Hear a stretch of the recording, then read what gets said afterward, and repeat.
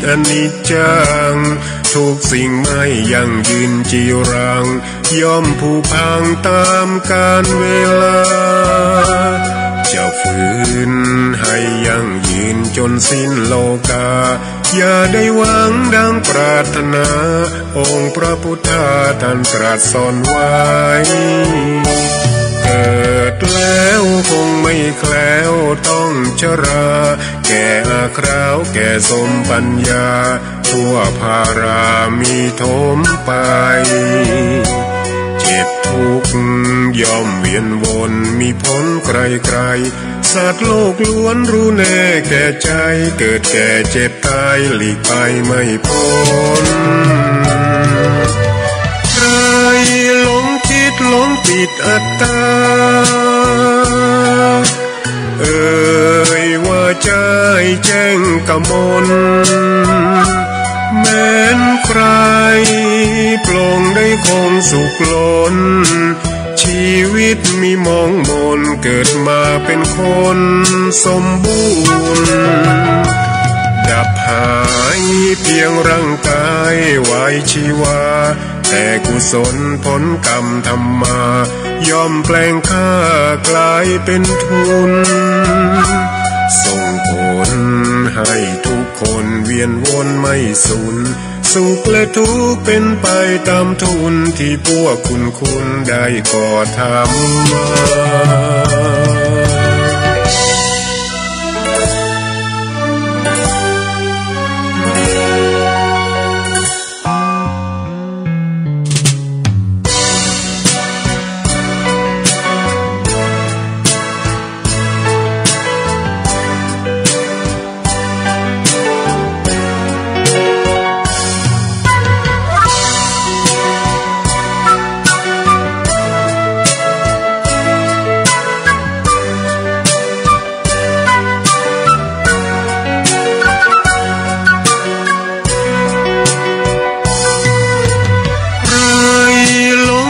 หลงปิดอัตตาว่าใจแจ้งกมลแม้นใครปลงได้คงสุขล้นชีวิตมีมองมนเกิดมาเป็นคนสมบูรณ์ดับหายเพียงร่างกายไว้ชีวาแต่กุศลผลกรรมทำมาย่อมแปลงค่ากลายเป็นทุนส่งผลให้ทุกคนเวียนวนไม่สูญสุขและทุกข์เป็นไปตามทุนที่พวกคุณได้ก่อทำมา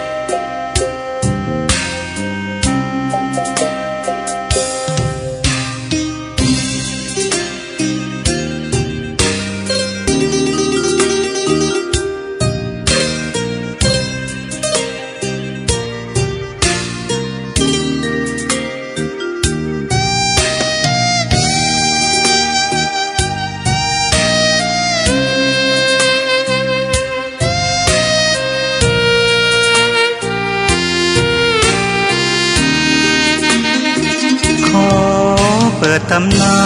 น1,300 กว่าปีแม่จามเทวีสร้างพระเจดีย์ที่วัดดอยน้อยพร้อมเจดีย์โค้งอีกองค์เคียงคู่อยู่ดอยสลับก้อนหินใหญ่น้อยร้อยเรียงหน้าอัศจรรย์พระธาตุสีทองแงนมองฝูงพึ่งทำรังช่างมีมนต์ขลังพลังศักดิ์สิทธิ์คนนั้นกล่าวคำไหว้สากราบสักการะคนลุกคนชัน สัมผัสถึงสายสัมพันธ์คงเป็นลูกหลานเคยร่วมสร้างบุญวัดดอยน้อยอยู่กลางยอดดอยโรยต่ออำเภอดอยเหล่าเขตติดต่อป่าสางลำพูนเดินทางปลอดภัยจากเชียงใหม่หรือสายลำพูนยินดีต้อนรับนักบุญมาร่วมสร้างทานบารมีตีสามตีสี่เปิดสถานีฟังตุลุงยองนักเทศเสียงทองชื่อเสียงดังก้องทั่วฟ้าธานีตัวจริงเสียงจริงวัดดอยน้อยแม่ตามเทวีต้อนรับญาติโยมที่มีจิตศรัทธามาร่วมสร้างบุญ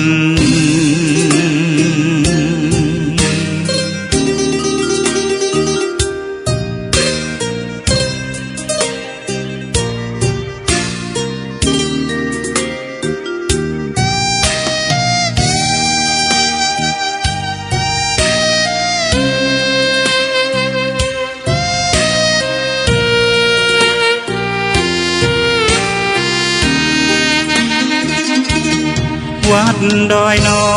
ยอยู่กลางยอดดอยโรยต่ออำเภอดอยเหล่าเขตติดต่อป่าสางลำพูนเดินทางปลอดภัยจากเชียงใหม่หรือสายลำพูนยินดีต้อนรับนักบุญมาร่วมสร้างทานบารมี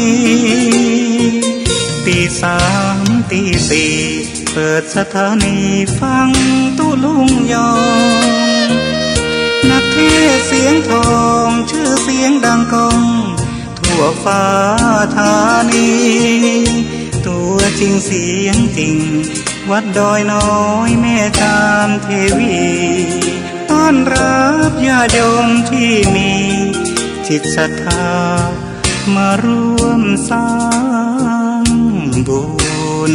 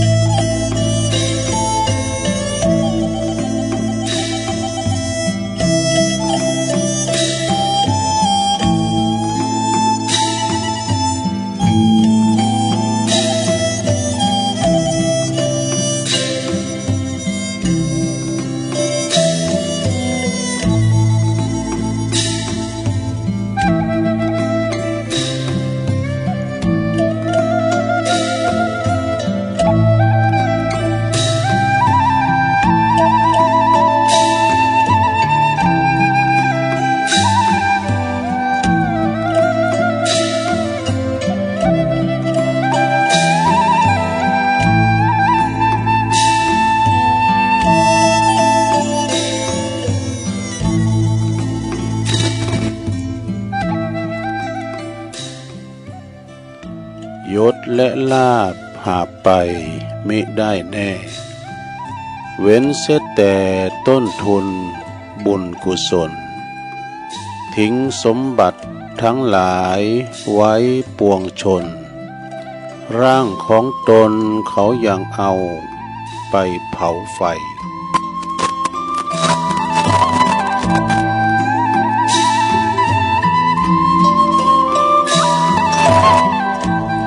ตื่นเจ้าขึ้นมาก็ยิ้มแย้มแจ่มใสทุกโศกโลกภัยหายไปหมดสิ้นก็ขอความนอบน้อมแด่พระรัตนตรัยอันมีพระพุทธพระธรรมพระสงฆ์เป็นสรณะที่พึ่งกราบแนบไต่ไหวสาถวายความเคารพมายังครูบาอาจารย์ พระมหาเถลานุเถระตันเจ้าคณะพระสังฆาธิการพระภิกษุสามเณรเจ้าจุโตนจุองค์กุวัดวาอารามพร้อมตึงสำนักตีผักส่งตยเจริญปอนมายังบรรดาปอออกไม่ออกศรัทธาตันสาธุชนนักศีลนักบุญคุณดีทั้งหลายแตกตื่นมื่นตาตื่นจืนขึ้นมาก็หมุนคืนมาฟังรายการสัพเพเหระปะกินกะขอนลุงไก่แจ้งรายการเสียงธรรมแสงทองรายการเสียงธรรมแสงทองนี่ก็รับผิดชอบบริหารเวลาดำเนินรายการโดยต้นตัวแห่งอาตมาภาพเก่ากระผมตุลุงนันชัยวัฒนาคเสโนจัดรายการอยู่ที่บุญห้องส่งของวัดพระธาตุดอยน้อยตำบลดอยหล่ออำเภอดอยหล่อจังหวัดเชียงใหม่ก็มาปบมาปะกันในยามค่ำคืนในขณะที่เปินพักผ่อนสายตาลับไหลกันอยู่ในห้วงแห่งความนิทราการพักผ่อนสายตาเนี่ยรับการนอนหลับดีนักแลแต่ก็ขณะเดียวกันบางคนนี่สวอย่างเฮาตื่นมาแล้วมันบ่ไข่รับมันจึงนอนบ่หลับกะสายกะซับเนาะก็มาเปิดเครื่องหมุนคืนมาฟังรายการประคับประคองกันไปตะลุกก็เจ้าอยู่นะรอให้มันแจ้งเฮ็ดแต่ก่อนตื่นจื้นคืนมาแล้วก็ทำจิตใจสดใสเบิกบานเยี่ยมแช่มชื่นเบิกบานปราศจากมลมลทินปิ้นจะปิ้นวันลุ่งสางของวันใหม่เราจะมีบุญต่อสู่ชีวิตกันแถมวันหนึ่งเนาะจะได้ต่อสู้กับวิถีชีวิตเฮาชีวิตไม่ดิ้นก็สิ้นกันไปฉะนั้นบรรดาพี่น้องศรัทธาญาติโยมก็มาฟังตื่นเจ้านอนบ่หลับกาหรือว่าตื่นมาจับกาก็ฟังประคับประคองกันไปเนาะต่อก่อนที่จะได้เอ่ยไปตั้งคืนบุญสถานีแต่ละคืนที่ผู้อำนวยการพอเปิ้นรับลิงก์สัญญาณไปให้ศรัทธาได้ฟังตอนเจ้าก็ตุลุงก็จะได้นำใบพระให้เกินเนอเปิดความเป็นสิริเป็นมงคลกับตนกับโตขอบโคอยู่ดีมีสุขเพราะว่าการสวดโยโกห้องเนี่ยขจัดปัดเป่าพ้อยภัยเสน่ห์จังแลทั้งหลายมาลายหายสิ้นหนีไกแสนยศแสนว่านำปาสิ่งที่ปินมั่งกะละปินมงคลเข้าคุ้มโหฮอเฮิรนของเฮากันต่อไปพร้อมแล้วก็กราบหนึ่งกราบสองกราบสามอิมินาสกาเลนะพุทธังอภิปูชยามาอิมินาสกาเลนะธัมมังอภิปูชยามาอิมินาสกาเลนะสังฆังอภิปูชยามาอะระหังสัมมา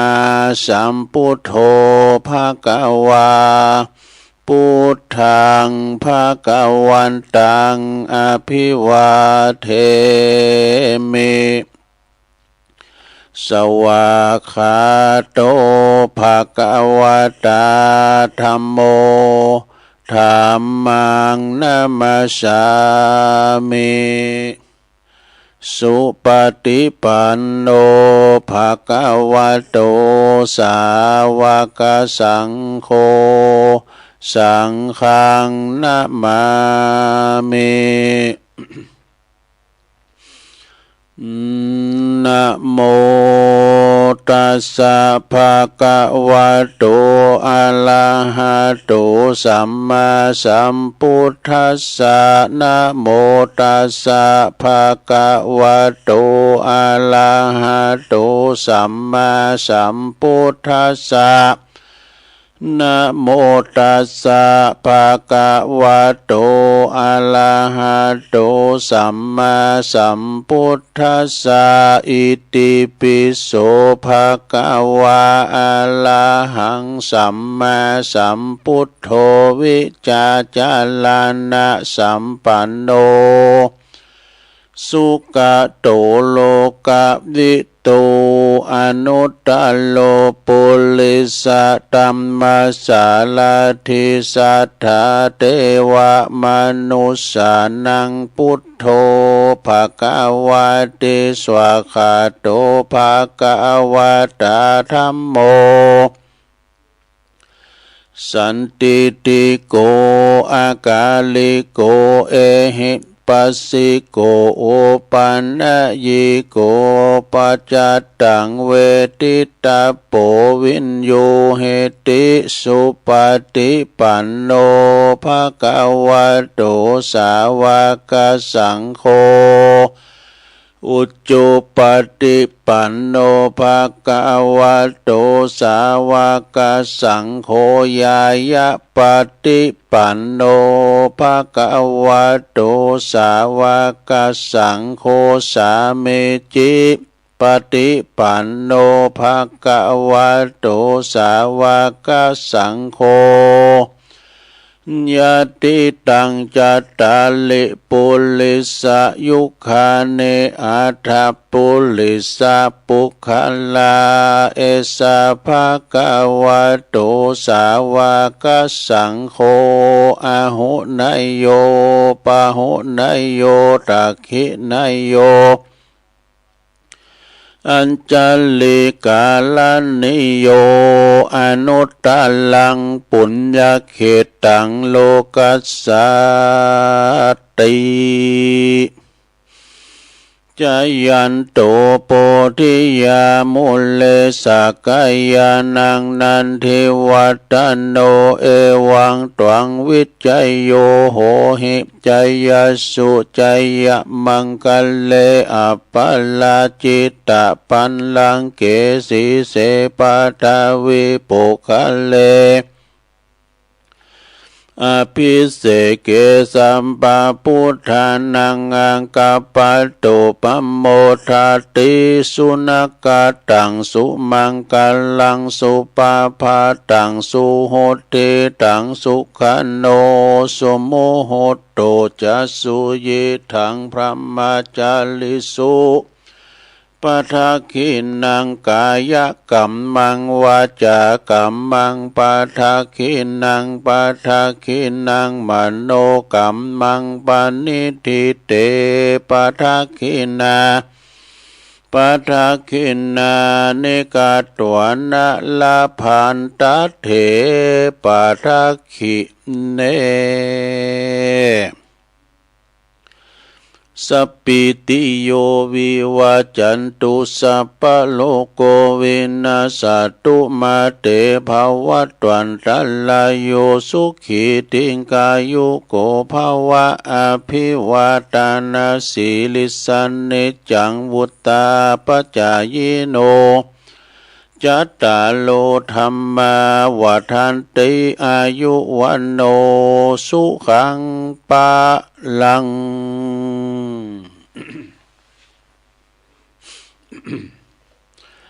เอาละเนาะศรัทธาญาติโยมทั้งหลายตุลุงก็ปิ้นเก้าปิ้นโหนำสวดมนต์ไปปิ้นตีเรียบร้อยก็ขอคุณพระติตาไหลรัตนะผ่านแผ่วพระแก้วเจ้าทั้งสามประการเนาะจุงได้ดลบันดาลมาปกป้องคุ้มครองรักษาพระพุทธศาสนาวัดวาอารามคงแก้วทั้งสามรักษาดูแลครูบาอาจารย์พระสงฆ์องค์สามเณรเจ้าอยู่กับวัดกับว่ามีสง่าราศี มาเผยแผ่นำธรรมคำสอนสัจธรรมคำสอนขององค์บวรสัมมาสัมพุทธเจ้าแต่มาปิ้นหนอนเนื่อนาบุญศรัทธาได้มาทำบุญสักการะบูชากราบไหวเนาะยึดเหนี่ยวจิตใจศรัทธาญาติโยมทั้งหลายได้มาปกสร้างห่างแปงคงแก้วอารามศาสนสถานศาสนวัตถุนะมาสร้างลูกศิษย์ลูกหาสืบต่อศาสนาขององค์สรีสัพพัญญูพระพุทธเจ้าของเฮาไปปิ้นถอดสุดจินไม่ก็เลิศจินโลนะสุดจินโพก็เลิศจินเมสุดจินลูกก็เลิศจินล้านก็สืบต่อกันไปเนาะศรัทธาเนาะแล้วก็ปอหลงแม่หลงเขาก็ขอให้อยู่ดีมีสุขปิ่นลมโพลมใสของลูกของหลานสุขภาพพลานามัยสมบูรณ์แข็งแรงเด้อตุลุงก็ขอเป็นกำลังอกกำลังใจอีปออีแม่ที่เดินเหินไปไหนมาไหนบ้าใดก็เอาวิทยุเนี่ยเนอะปิ่นกูปิ่นกิมอยู่ที่ไหนก็ฟังกันได้นะ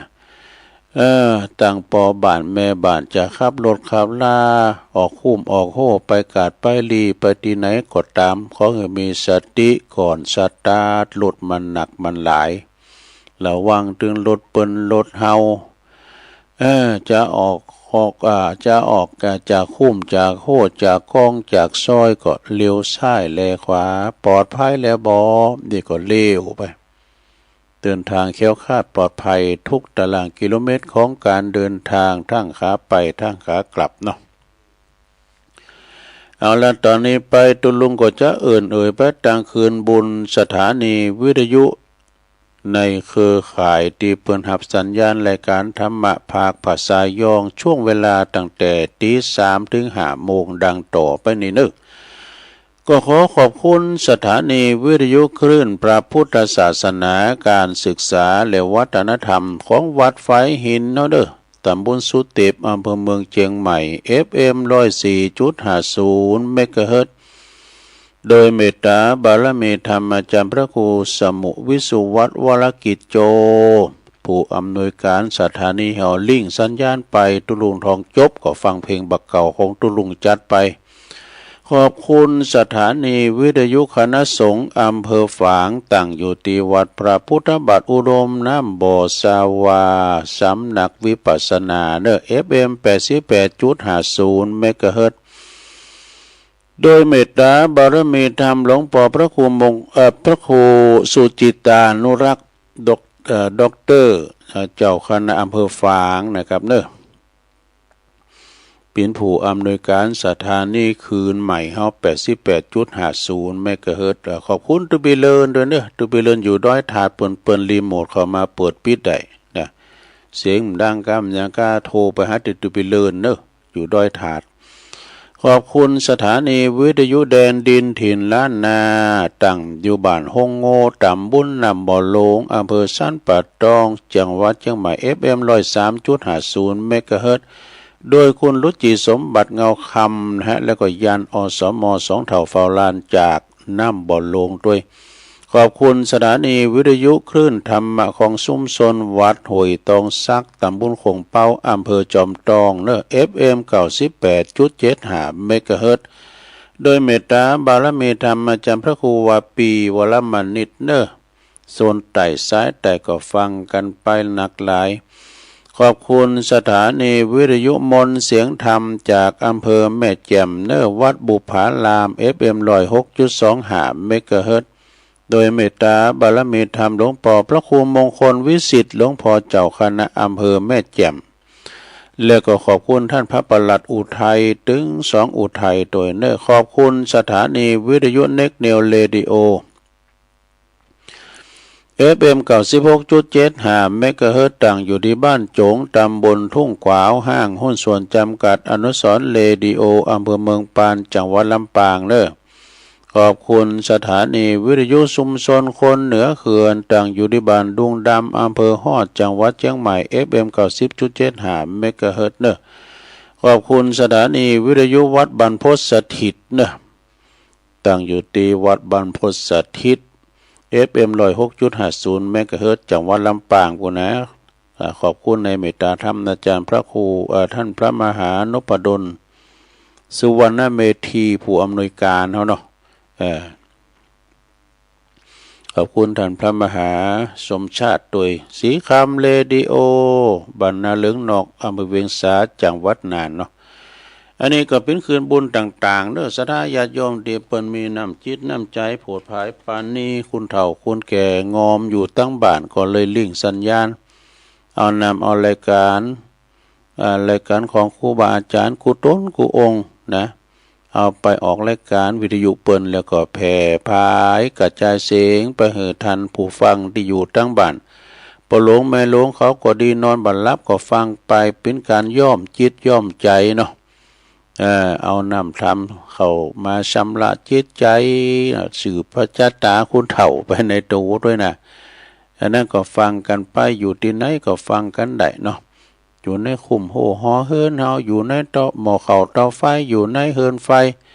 อยู่ในสลีตีนอนอยู่ในห้องน้ำได้ฟังหมดอ่ะนะแต่เฮาฟังระบบออนไลน์ก็ดี ฟังตั้งโทรศัพท์ก็ดีมันชัดเจนเนาะก็ฟังกันไปแล้วแต่ความมีใจนะความมีใจกันใครฟังก็ถึงฟังได้แต่คุณมีใจเป็นคนรับสอดหุมไผ่หุมมันได้เนี่ยศรัทธาญาติโยมเนาะก็มาปะกันวันนี้ก็มาตรงกับวันนี้เป็นวันศุกร์เนอะศรัทธาศุกร์เอาเราเสาร์เอาหน่วยวันศุกร์ที่30วันนี้แล้ว วันศุกร์ที่30วันนี้แล้วเนาะของเดือนมกราคมพุทธศักราช2569วันเวลาโวยเดินแรกของปีก็จะเสี่งไปจะเลอแถม11เดือนเนี่ยกะนับถอยหลังแล้วก็ฉะนั้นวันนี้ก็เป็นแถมวันหนึ่งเนาะที่มาปบมาปะกันในยามค่ำคืนตุลุงก็นำมาสรรหาสิ่งละอันพันละน้อยก็เดียวจะเราประวัตินะประวัติภัยตุประวัติของพระเทวทัตพระเทวทัตเทระเจ้าเนี่ยเพิ่นก็เป็นคุณที่ว่ามาปะปักกับพระพุทธเจ้าแล้วก็เป็นเจ้าสายเคยญาติกันด้วยเนาะก็จะมากันกูพบกูชาติชิงดีชิงเด่นกันเนาะมาพบนั้นเป็นนั้นอย่างมาพบพระเวสสันดรสุดท้ายมาเป็นปู่พามจูจกวะเนาะ ก็ได้แก่พามจูจกก็ได้แก่พระเทวทัตในกาลบัดนี้แหละพระพุทธรูปธรรมที่ตอนจบเนาะแต่ก่อนอื่นเนี่ยจะไปเล่าเรื่องอันประวัติของพระเทวทัตเนาะเดี๋ยวตุลุงจะตีทำให้กันเด้อศรัทธาเด้อเตียทำอย่างตุอันนี้เป็นทำกรรมกรรมตามสนองเดี๋ยวเราเรื่องกรรมทั้งหน่อยเนาะเป็นเราเรื่องกรรมทั้งหน่อยหนึ่งศรัทธาเรื่องกรรมคุณเฮาเกิดมาใจกรรมโมดกรรมมุนาวัตติโลโกสัตว์โลกทั้งหลายยอมไปเป็นไปตามกรรมที่เปิ้นจำแนกแจกจานไปพระคุณเฮาเกิดมาเหมือนกันมาเยี่ยมเหมือนกันนี่นะก็แล้วแต่การกระทำในจาดปังก่อนบางคนเกิดมาดี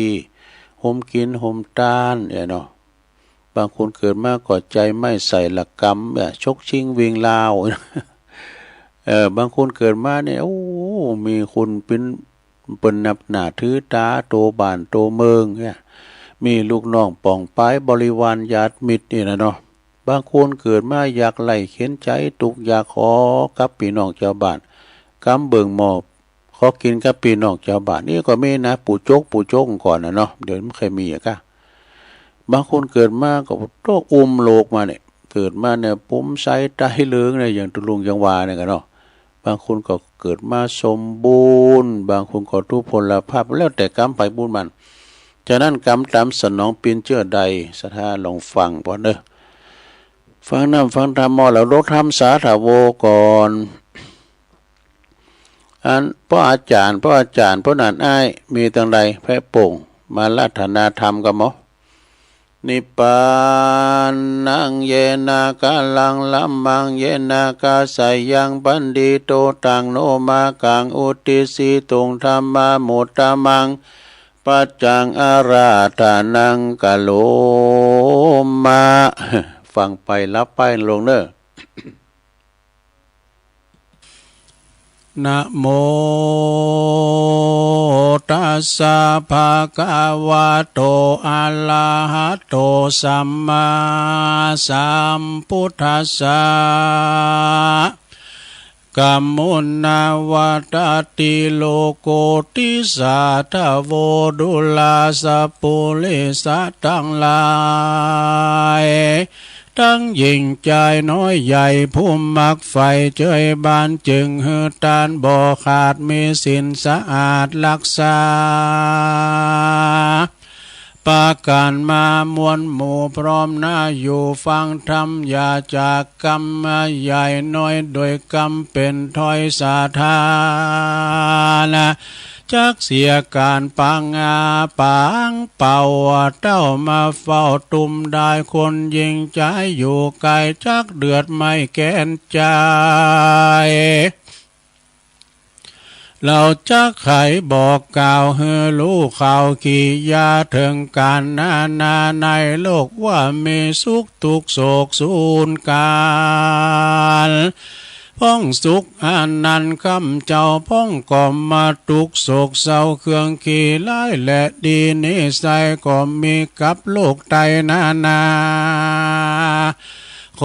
นมีพายาจบจอดตุกบอดตอดมาปานได้เจยบานจื่นจอยคนพายาดอยปึกตาล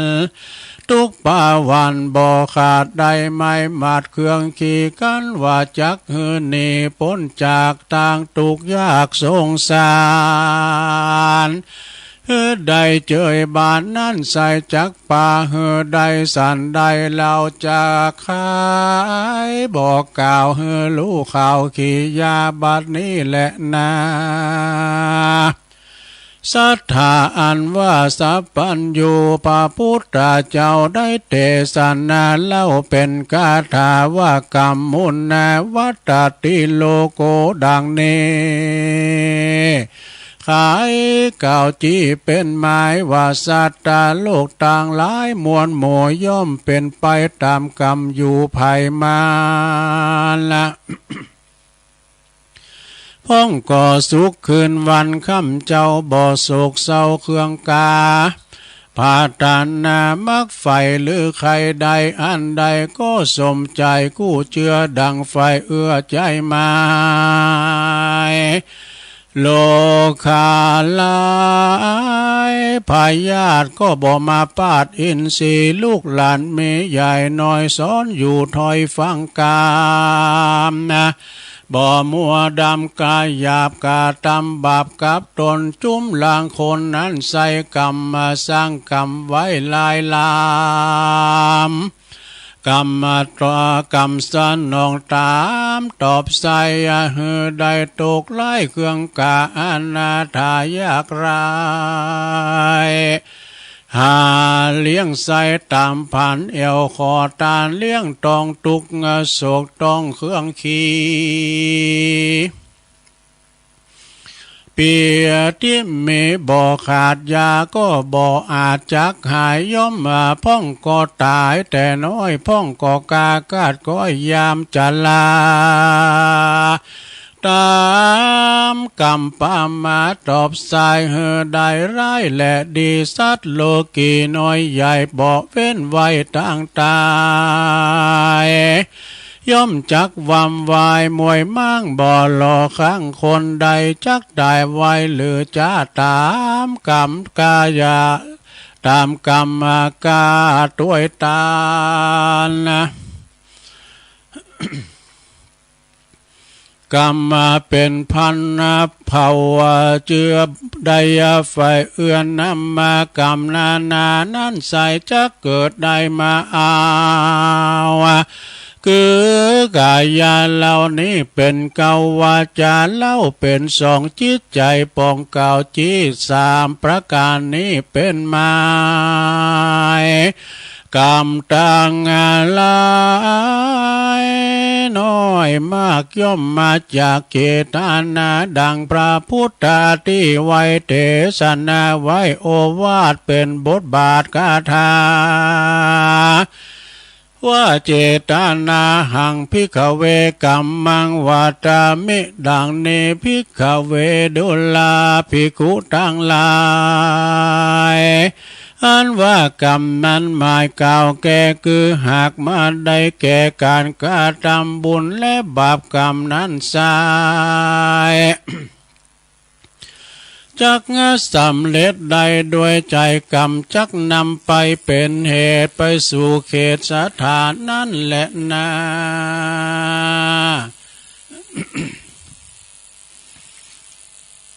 เป็นดังหันมามากเต่าดังคนหนุ่มเทาวันบ่ใจบ่เศร้าเจยบานเฮือใดเฮือตานบ่ขาดมีศีลสะอาดรักษาภาวันนาคำเจ้าวบ่บับเศร้าเมาวนยาเมื่อตนก้อยกาดชีวิตขาดใจตายบุญลามหลายสร้างไว้ก็จักผากดไว้ได้เล็งหันมีจิตใจภายพันไปสู่ยังที่อยู่เกษมสีได้สวัสดีชื่นจอยผาในภาษาซอยเมืองสวรรค์นั้นแหลนนาอันว่าบาปบุญกรรมนั้นสายภัยสร้างไว้ลายลามย่อมมาตามคืนครอบสายยองตอบด้วยไปบ่เร็วไวก็จะตามกาละกว่าภัยมานะจักด้วยตันตอบสายเหือได้ร้ายแลดีกันคนบุญมีนั่นลาวทุกคำเจ้าเจยบานเกลือกินกันสร้างบาปหานั่นใส่ยอมจักมีตุกโทษใดเครื่องกาจุมสัทธามวลโมอันนั่งอยู่ฟังธรรมอยากาทำกรรมอันเป็นบาปจุงปากันมันหาบทางดีมีสินมียาใดขาดยาใดพระมาดลาสากันว่ามวยมอลานนามวยมังจากโลกกว้างเมืองโคนละก็ยอมได้เอาตนไปเกิดที่พระเสริฐกเกษมใจดังพาธานาในคือทอยบอกกากาดก้อยไกลกลาขอสัทธามวลหมู่จุงได้อยู่เจยบานโลกาหารพายาทอย่าได้มาปาดอินทรีย่อมจักมีเตี้ยงอายุมีเตี้ยงตาววันนั้นเล่าโสภายาได้ไกลกากายก็อยากลอยจุงจุใหญ่น้อยยิ่งใจแดดเตินเนติตังขียาสังวานาวิเศษจาห้องเหตุกรรมตามสนองก็บางกลมโสมเรสดิดเลี้ยวเท่านี้ก่อนแลสาธุสาธุสาธุเอาจบไปศรัทธาญาติโยมทั้งหลาย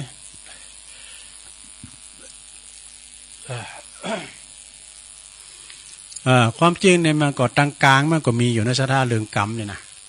ตัวลุงก็เอาโหอาหางเนาะอนุรักษ์การวรรณกรรมการเตดนำเตดธรรมมรดกธรรมพื้นเมืองไปนะเปิ่นว่ากรรมมุนาวัตติโลโกสัตโลกทั้งหลายก็ยอมปีนไปตามกรรมที่จังเล่าให้ฟังนั่นนะในธรรมนี้มันก็มีกานะกะกาที่ถูกพวกมาไล่ไฟซุบคอมาตายจะเลี้ยวปังหลังเดี๋ยวปีนในนาไอ้กะปีนปอนาไทยหน้าอยู่ใจนะควายมันก็ไข่ปดแอกเนาะมันก็ไข่อยากเจ้าหมูมันปดหมดแล้วมันก็ปดมันก่อนนอนกิ่งเกิกมันถึงลูกปดโต งอนไทยแตกฟุ้งหมดอ่ะควายปูดแล้วนั่นน่ะโอดโต้ปอนนานะก็มีความโขดกะห้องลุกกล่อมลุกนี่เนาะเอาอันอย่าแห้งเอาเฟืองมาปันคอควายแล้วปัดกาไฟเขาใส่วะควายนั่นก็ตายหมูมั่วให้กลางตุงนาพวกเนาะเกิดมาก็มาปิ้นกากะเกิดมาหลายจ่าไปตรงอาบายเกิดมาทำจันมาปิ้นกาก็มาดูเจ้า6 ตุน 7 ตุนนี่เปิดใจไปเข้าเฝ้าพระพุทธเจ้าก็มาเมียในนาทำคุ้นหนึ่งมันนี่มุนไปห่างหน้าวะไปตีห่างนาไปชั้นเพนฉันเข้าไปมัมก็เดียวหันกาวะหันกาเนี่ยบินอยู่บนอากาศแต่ดูถูกพวกมาลายซุปคอตายตกมาก็โอ้ปากันอ่านการเขาไปเฝ้าพระพุทธเจ้าจะถามกรรมมันปิ้นยังไงกันเนาะจากนั้นก็ตุเจ้าก็เดินต่างไปเดินสันทีไปเดินไปจะไปเข้าเฝ้าพระพุทธเจ้าพอดีมันค่ำเลยเนาะจะเข้าไปนอนกะโอ้ไปป้าถ้ำนั้นมันปิ้นตีรับตีนอนเขาจะดีหน่อยนะเนาะเจ้าบ้านก็มาหันใส่ว่าโอ้พระคุณเจ้าต้องไปนอนในถ้ำนั้นไปนอนไกลๆหมู่บ้านพุกจะมาซ่าเข่าจังหันนี่กะ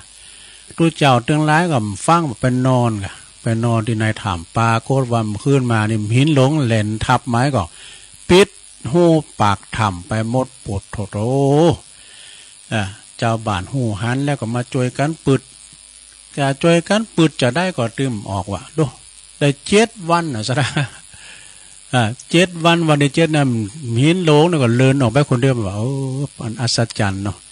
ตัวเจ้าตั้งร้ายกับโบโตพร้อมเนี่ยเนาะมันได้กินข้าวดอกพร้อมกันหมดตัวเจ้าเจ้าบ้านก็เอาข้าวมาให้กินให้ฉันอิ่มน้ำสำราญแล้วก็ไปเข้าเฝ้าพระพุทธเจ้ามันเป็นกรรมอย่างเข้าจ้าเนี่ยปากันเฝ้าพระพุทธเจ้าพระพุทธเจ้าก็เลยเล่าให้ฟังกานั่นหูแล้วเนาะกรรมมันเป็นจะได้นายปอนา แล้วก็กรรมตัวเจ้าในมังกรในวันจันทร์แล้วปังหลังว่ะตัวเจ้าตั้งร้ายในเป็นจ่าเลี้ยงควายน่ะไปหันแมงตะกวดนี่แมงตะกวดนี่มันแลนไปกะเขาก็ไล่ติดมันมันถ้าขึ้นต้นไม้ก็ตั้นเนาะสุกของหัวกับหุ้มยังหัวหนีรอดตายไปก่อนนะสุกแลนเข่าหัวกับปวดตัวเขาแต่คูดกับแต้นแล้วเนี่ยมันแรงแล้วเนาะงูควายจะเข่าแรงแล้วหินมาตืดมากันปะพวกเขาก็มาคุดเอามันหินมาตืดไว้กันซะได้ก่อนต้งพูกมาแต่มาคุดมันควายมันอยู่ที่เก่าดูมันไปตั้งหนาติก่อดูไปวันนั้นกินบ่อนนั้นวันนั้นกินบ่อนนั้นวันนั้นกินบ่อนนั้นเนี่ยเรา7 วันซะได้ถึงจะมาหอดเตียนแมงตะโกดนะอันน้อยคนนั้นก็เกิดจะได้ว่าโอ้ป้าเขาไปพอแล้วแมงอันนั้นที่เขาตืดหู้ไปไปปึดหินออกมากับโปโตเป็นว่าอ่อนบาลอบตอบแตบเนื้อมันได้กินช่างเนาะแมงตะโกดนะแมงตะโกดนี่แมงยังแมงเฮียนะกันหรือว่าแมงโตเงินตัวทองจะตะโกดนี่จะคือมันมันก็อย่างแล่นนะจ๊ะเนาะอย่างแล่นมันแล่นวยเนาะโอ้บางขวัญละอ่อนบางคนก็ตื่นใส่ว่าเอามันตายว่าขาไม่บ้าขาพะเยมันปล่อยมันไปเจ้าหมูมันก็บอกปล่อยมันไปมันก็ไปซะได้เนาะนี่กรรมนั่นก็เกิดมาตายเกิดมีหันมาหนีน้ำจานเนี่ยเกิดมาเป็นตัวเจ้ามันจะเกิดมาเป็นตัวเจ้าเกิดเป็นคูนก่อนนะแล้วมาบทเป็นตัวเจ้า ก็อย่างเอี้ยกะอันไปเข้าเฝ้าพระพุทธเจ้าปากันไปพักอยู่ในถ้ำเจ้าบ้านว่าไปเมื่อน่ะตุลุงไปพักที่หันนะอันตรายนะกลมฟังไผว่าคือกลมฟังจะนอนหันติ๊กนะไปพวกไปอยู่ไกลๆหมู่บ้านพวกผู้จะมาซาเขาจังหันไปบอกพี่น้องเจ้าบ้านนี่กะหมู่ที่บนหุ้มเลยก่อนมาถามนี่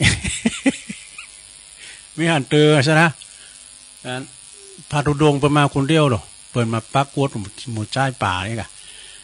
แล้วก็พอหลวงบ้านว่ามีตัวเจ้าเปิดมาพักหันเปิดมาเดินธุดงมาปักกวดพักหันไผ่พวกเจ้ากับไผ่จะไปซ่าเขาจังหันก็ไปไปทำเล็กทำอีกอะไปว่าอีกเนาะเปิดได้ยินกันนี้ทั้งคืนละนี้เลยตัวเจ้าเดินธุดงนะแล้วว่าไปถามเล็กเปิดนี่นะเปิดจะสู่หรอเนาะ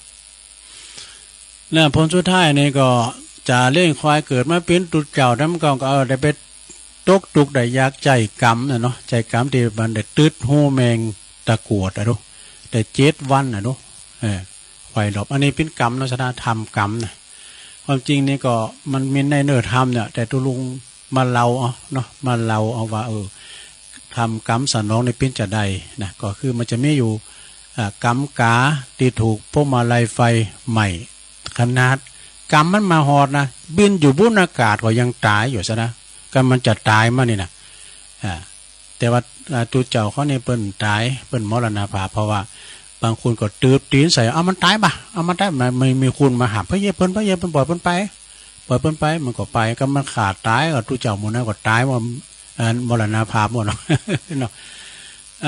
อันนี้ก็จบไปเนอะศรัทธาญาติโยมทั้งหลายมีทั้งอย่างหนึ่งเอานี่มาก่อนเนาะความจริงก็มีนิทานกล่อมก็มียาวก็มีเนอะศรัทธาเอาอันกล่อมไว้ก่อนเนาะก็เดี๋ยวอันนั้นชั่วโมงที่2ก็เอามาเล่าทำหลายเรื่องอยู่ศรัทธาญาติโยมทั้งหลายอันนี้ก็พิ้นเรื่องอย่างเนอะศรัทธาเนอะเปิ้นบอกว่ากาลราชนะชาดกคือว่าฟังหูไว้หูเนอะนี่นะนิทานกล่อมเรื่องฟังหูไว้หูก็มีอย่างเนอะณเวลุวันวิหารเนี่ยพระพุทธเจ้าเปิ้นตรัสชาดกเรื่องนี้เปิดสอนพระประยุรญาติทำตนเป็นประโยชน์แก่ผู้อื่นนะมีใจความว่าในอดีตนั้นพระเจ้าพรหมทัตเป็นพระราชาครองเมืองปาราณสีเนอะยังมีพราหมณ์ผู้หนึ่งพราหมณ์ผู้นี้ถูกกาเกเรสุมาเดถ่ายมุ่นใส่บนศีรษะคือขี่ใส่โหอันพราหมณ์ตัวนี้นะพราหมณ์นี่ก็จึงผูกอาคาตไว้สักวันก็ระมึงถ้าขาล่างโคตรบ่เนาะผูกความเขียนมันอาคาตไว้มีอยู่หันวันหนึ่งกะพราหมณ์นี่คือปโรหิตาจารย์เนี่ยมันไก่กับพระราชาเนาะปรากฏว่าจ้างของพญาเจ้าเมืองนี่นะถูกไฟใหม่ไปหลายตัวไฟคอกเลยนะพราหมณ์ก็ได้โอกาสจึงบอกว่าท่านพญาเจ้าอันจะหักษาจ้างใดนี่ก็คือต้องพาเอาตองกาเอาไขมันในตองกานะมาตาแพจ้างเลี้ยวถึงจะหายวะดูพระเจ้าพรหมทัตก็เลยหลงเจอกรรมพราหมณ์กันเนาะไปทำลายขานกาเนี่ยไปปิ้นจำนวนมากกว่าข้างนั้นจะมีพญากาคือเป็นหัวหน้าหมู่เนาะเป็นหัวหน้าของหมู่ฝูงหู้เลิงก็เลยบินมาเนาะก็เลยบินมาเก่งว่าเจ้าหมูเจ้าฝูงจะตายกันหมดจะมีการสืบพันธุ์นะจะล่างเผ่าพันธุ์ก็จะสูญพันธุ์ไปก็จึงบินมาหาพระเจ้าพรหมทัตพระราชาพรหมทัตพญาเจ้าเมืองนั่นนะแล้วก็กล่าวว่ากานี่บ่มีใครมั่นในตองเนอะเปิดอันพระราชาพราหมณ์สาบเลิงดังนี้แล้วนะพราหมณ์สาบเลิงดังนี้แล้วอยากจะแก้แค้นต่างหากเนอะคือว่ากาเกเรไปถ่ายรถศีรษะแล้วก็พราหมณ์ก็คิดจะแก้แค้นก็เลยอุพิวะจ้างที่มันจะหายจากแผลไฟใหม่นี่ให้ไปกวัดเอาในต้องกานะมันจะมีไขมันเนี่ยกามีไขมันเนอะท่านเจ้าเมืองนี่นะเนาะ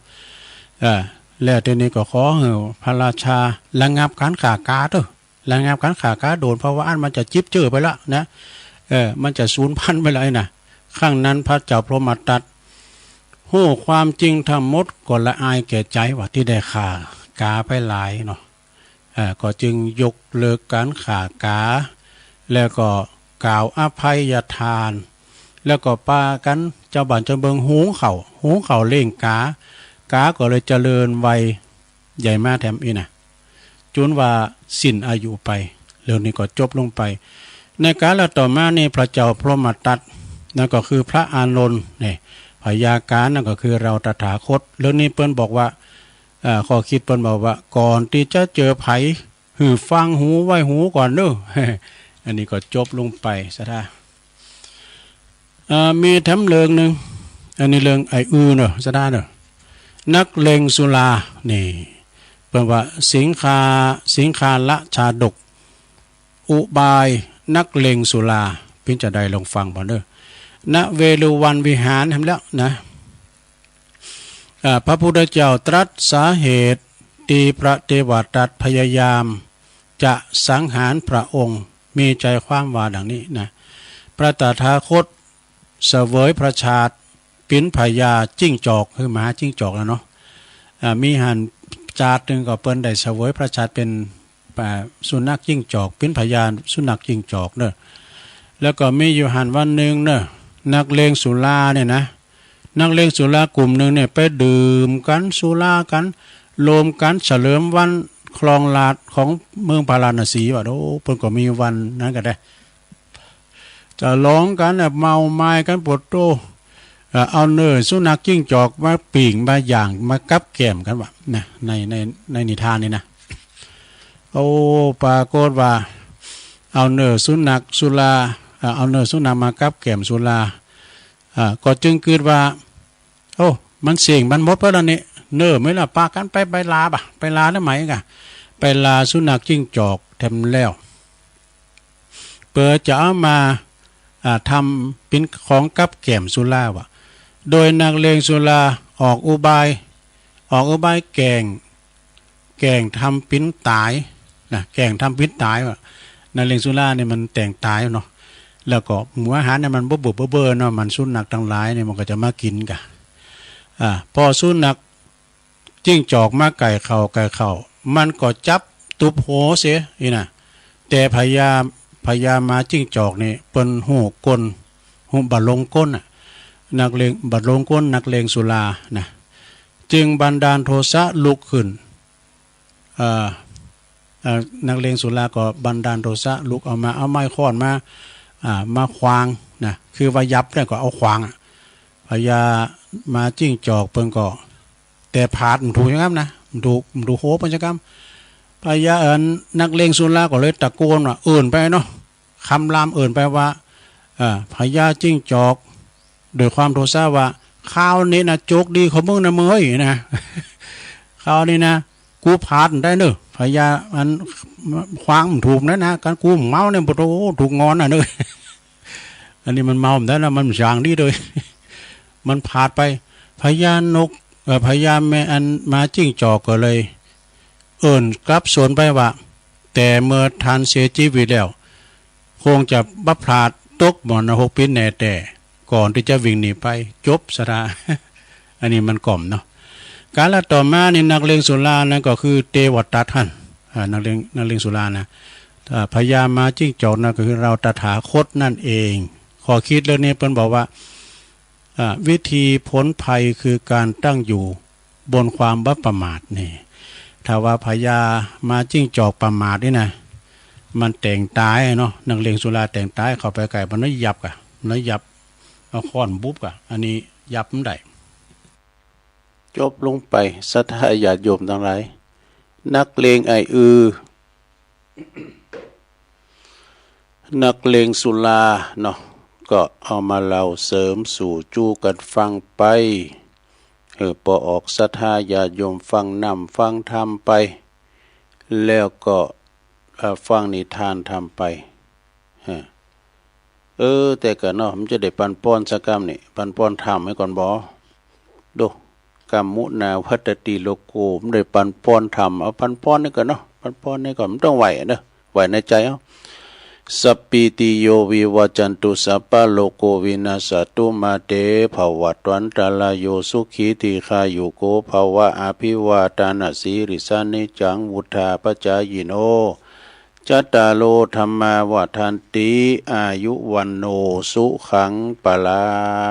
งนี่ได้ฟังนำฟังธรรมได้ปันป้อนไปรู้มันโมนศรัทธาสุขอกสุขใจฟังสิ่งที่ปินมั่งกันละปินมงคลเนอะเฮาฟังนำฟังธรรมดีหรือเฮาฟังอกุศลอย่างต่างๆเล่าหน้าช้าควันกันก้าเนาะฟังเรื่องให้เรื่องดีเข้ามาสู่ในสมองเราเก็บมาเกิดทำมือเขตจะไปเกิดหนักเนอะกินไปทานไปลงคุณเฮาอายุถึงปลอยนะเอาธรรมะเนี่ยปิ้นกูปิ้นเกี้ยมไปธรรมะคือประทีปนะธรรมะก็คือหน้าที่ธรรมะคือประทีปการใช้ธรรมะเป็นหลักปฏิบัติในชีวิตประจำวันเนี่ยนะ มันก็เหมือนเฮามีดวงพระทิพย์สองหนต่างนะเดินเฮาเตียวไปโดยบ่ผิดต่างเตียวไปได้อย่างเรียบร้อยก้าวหน้าปิ้นไปโดยดี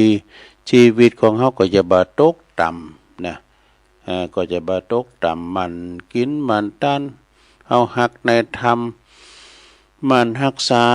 นะมันรักษาปฏิธรรมเอาธรรมมาเนี่ยมาเป็นดุจกระจกนะคอยตรวจตราความผิดพลาดและนำหลักธรรมนี่ไปปรับปรุงในตนเองเสมอนะธรรมะก็คือหน้าที่เราก็ต้องมีธรรมะเป็นเกราะป้องกันภัยนะประวัติเกราะป้องกันภัยก็คือธรรมะศีลธรรมเปิ้นว่าบาลีแปลว่าธัมโมหาเวลัคติธรรมจาริงธรรมย่อมรักษาผู้ปฏิบัติประพฤติธรรมผู้ใดประพฤติธรรมธรรมะย่อมรักษาผู้นั้นอย่าบุญว่าอันอยู่รอดปลอดภัยรักษาอยู่รอดปลอดภัยเฮาจึงควรจะได้นึกถึงธรรมไว้พระธรรมไว้เสมอนี่เพิ่นถึงบอกว่าธรรมคุณเฮามีธรรมะในจิตในใจทั้งนั้นธรรมะของเฮาก็คืออยู่ไหนกันเฮามีธรรมะเนี่ยก็ตกกันเฮาได้อันประถูกคือว่ามันเอารัดเอาเปรียบมันเป็นธรรมนี่บ่เนี่ยมันอยู่ที่ธรรมนี่เอาธรรมมาวานี่เอาธรรมมาอ้างเนาะศรัทธาอันนี้คือพระธรรมบอกว่าแต่เพิ่นยังสอนอยู่นะอย่านอกคอกนะธรรมนี่นะพระธรรมบอกว่าลูกเอ้ยการพนันเนี่ยมันมีโทษนะเธอถ้าเธอชนะก็จะก่อเวรถ้าเธอแพ้หรือว่าก้านเนาะก็จะเสได้ทรัพย์ที่เสไปนะทรัพย์ย่อมหมดไปสิ้นไปบ่มีไผเจอเธอนะลูกเอ้ยเกียรติยศชื่อเสียงก็จะหมดไปฐานะก็จะบ่ดีต่างเนื้อต่างตัวบ่ได้เมื่อเฮาฮู้แล้วนะเมื่อเฮาฮู้แล้วก็ยังคืนทำอยู่ก็เฮาเป็นลูกนอกคอกนะลูกเอ้ยนอกลู่นอกทางอันนี้เปิดแถมเหมือนหน่อยเนาะก็จบลงไปเนาะศรัทธาญาติโยมตอนนี้ไปตุลุงก็จะได้ยอบย่างพักบิกกรรมกันเนาะพักบิกกรรมเพราะว่าจะได้มาอู่กันต่อในชั่วโมงที่2ก็จะเล่าเรื่องพระเทวทัตเนี่ยปรปักษ์กับพระพุทธเจ้าแล้วก็เบตเตเล็ดธรรมแถมอีกเนาะเอามาเล่าสู่จู้กันฟังไปฉะนั้นก็จะไปรับลาหูกันเด้อเดี๋ยวมาฟังกันต่อนะเจริญพร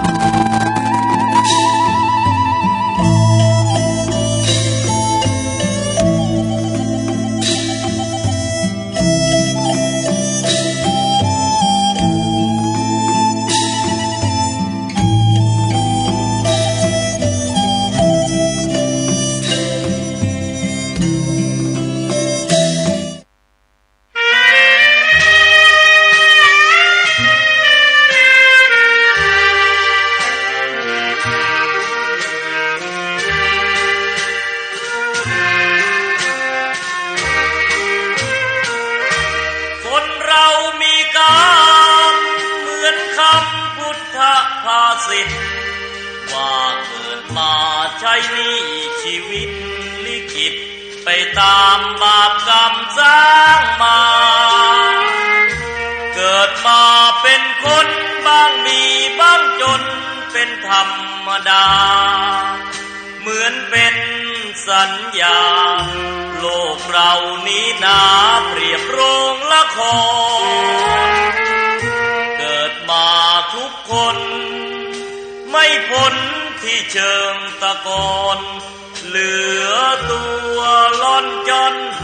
ที่หลับที่นอนเหมือนกันคือโลกคนเรามีกรรมต้องทำกุศลไว้บ้างเพื่อแบ่งเบานิ บาปตามล้างคิดสร้างแต่บุญเป็นทุนเชื่อมโยงอย่าหยิบอย่าช่วยหาทางร่ำรวยด้วยการกินโกงแม้นตายเข้าลงบาปกรรมเพราะโกงติดตามเรื่อยไปถึงเป็นเศรษฐีมั่งมีเงินทองเพียงใดหมดลมแล้วไม่อาจนำเงินไปได้เลยสักคนเวรกรรมตามทานเห็นกันด้วยตาก็บ่อยเข้าอยู่ในคุกไม่ใช่น้อยไม่ค่อยจดจำในความทุกข์ทนสวรรค์ในอกและมีนรกในดวงกมลขอเตือนทุกคนว่ามีหรือจนไม่เห็นสำคัญหมดลมหายใจแล้วไปนอนเรียงเคียงกันที่ป่าช้านั้นไม่พ้นมือฉันพวกสับเปลอ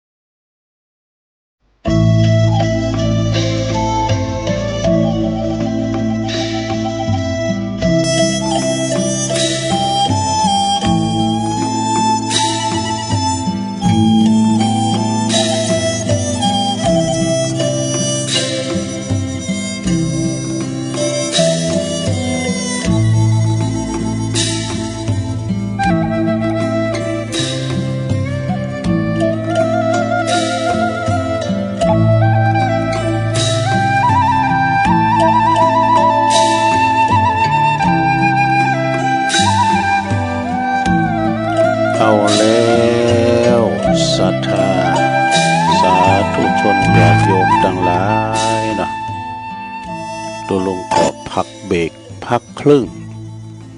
นั่งมึนลำไปก็เจ็บหลังเจ็บแอว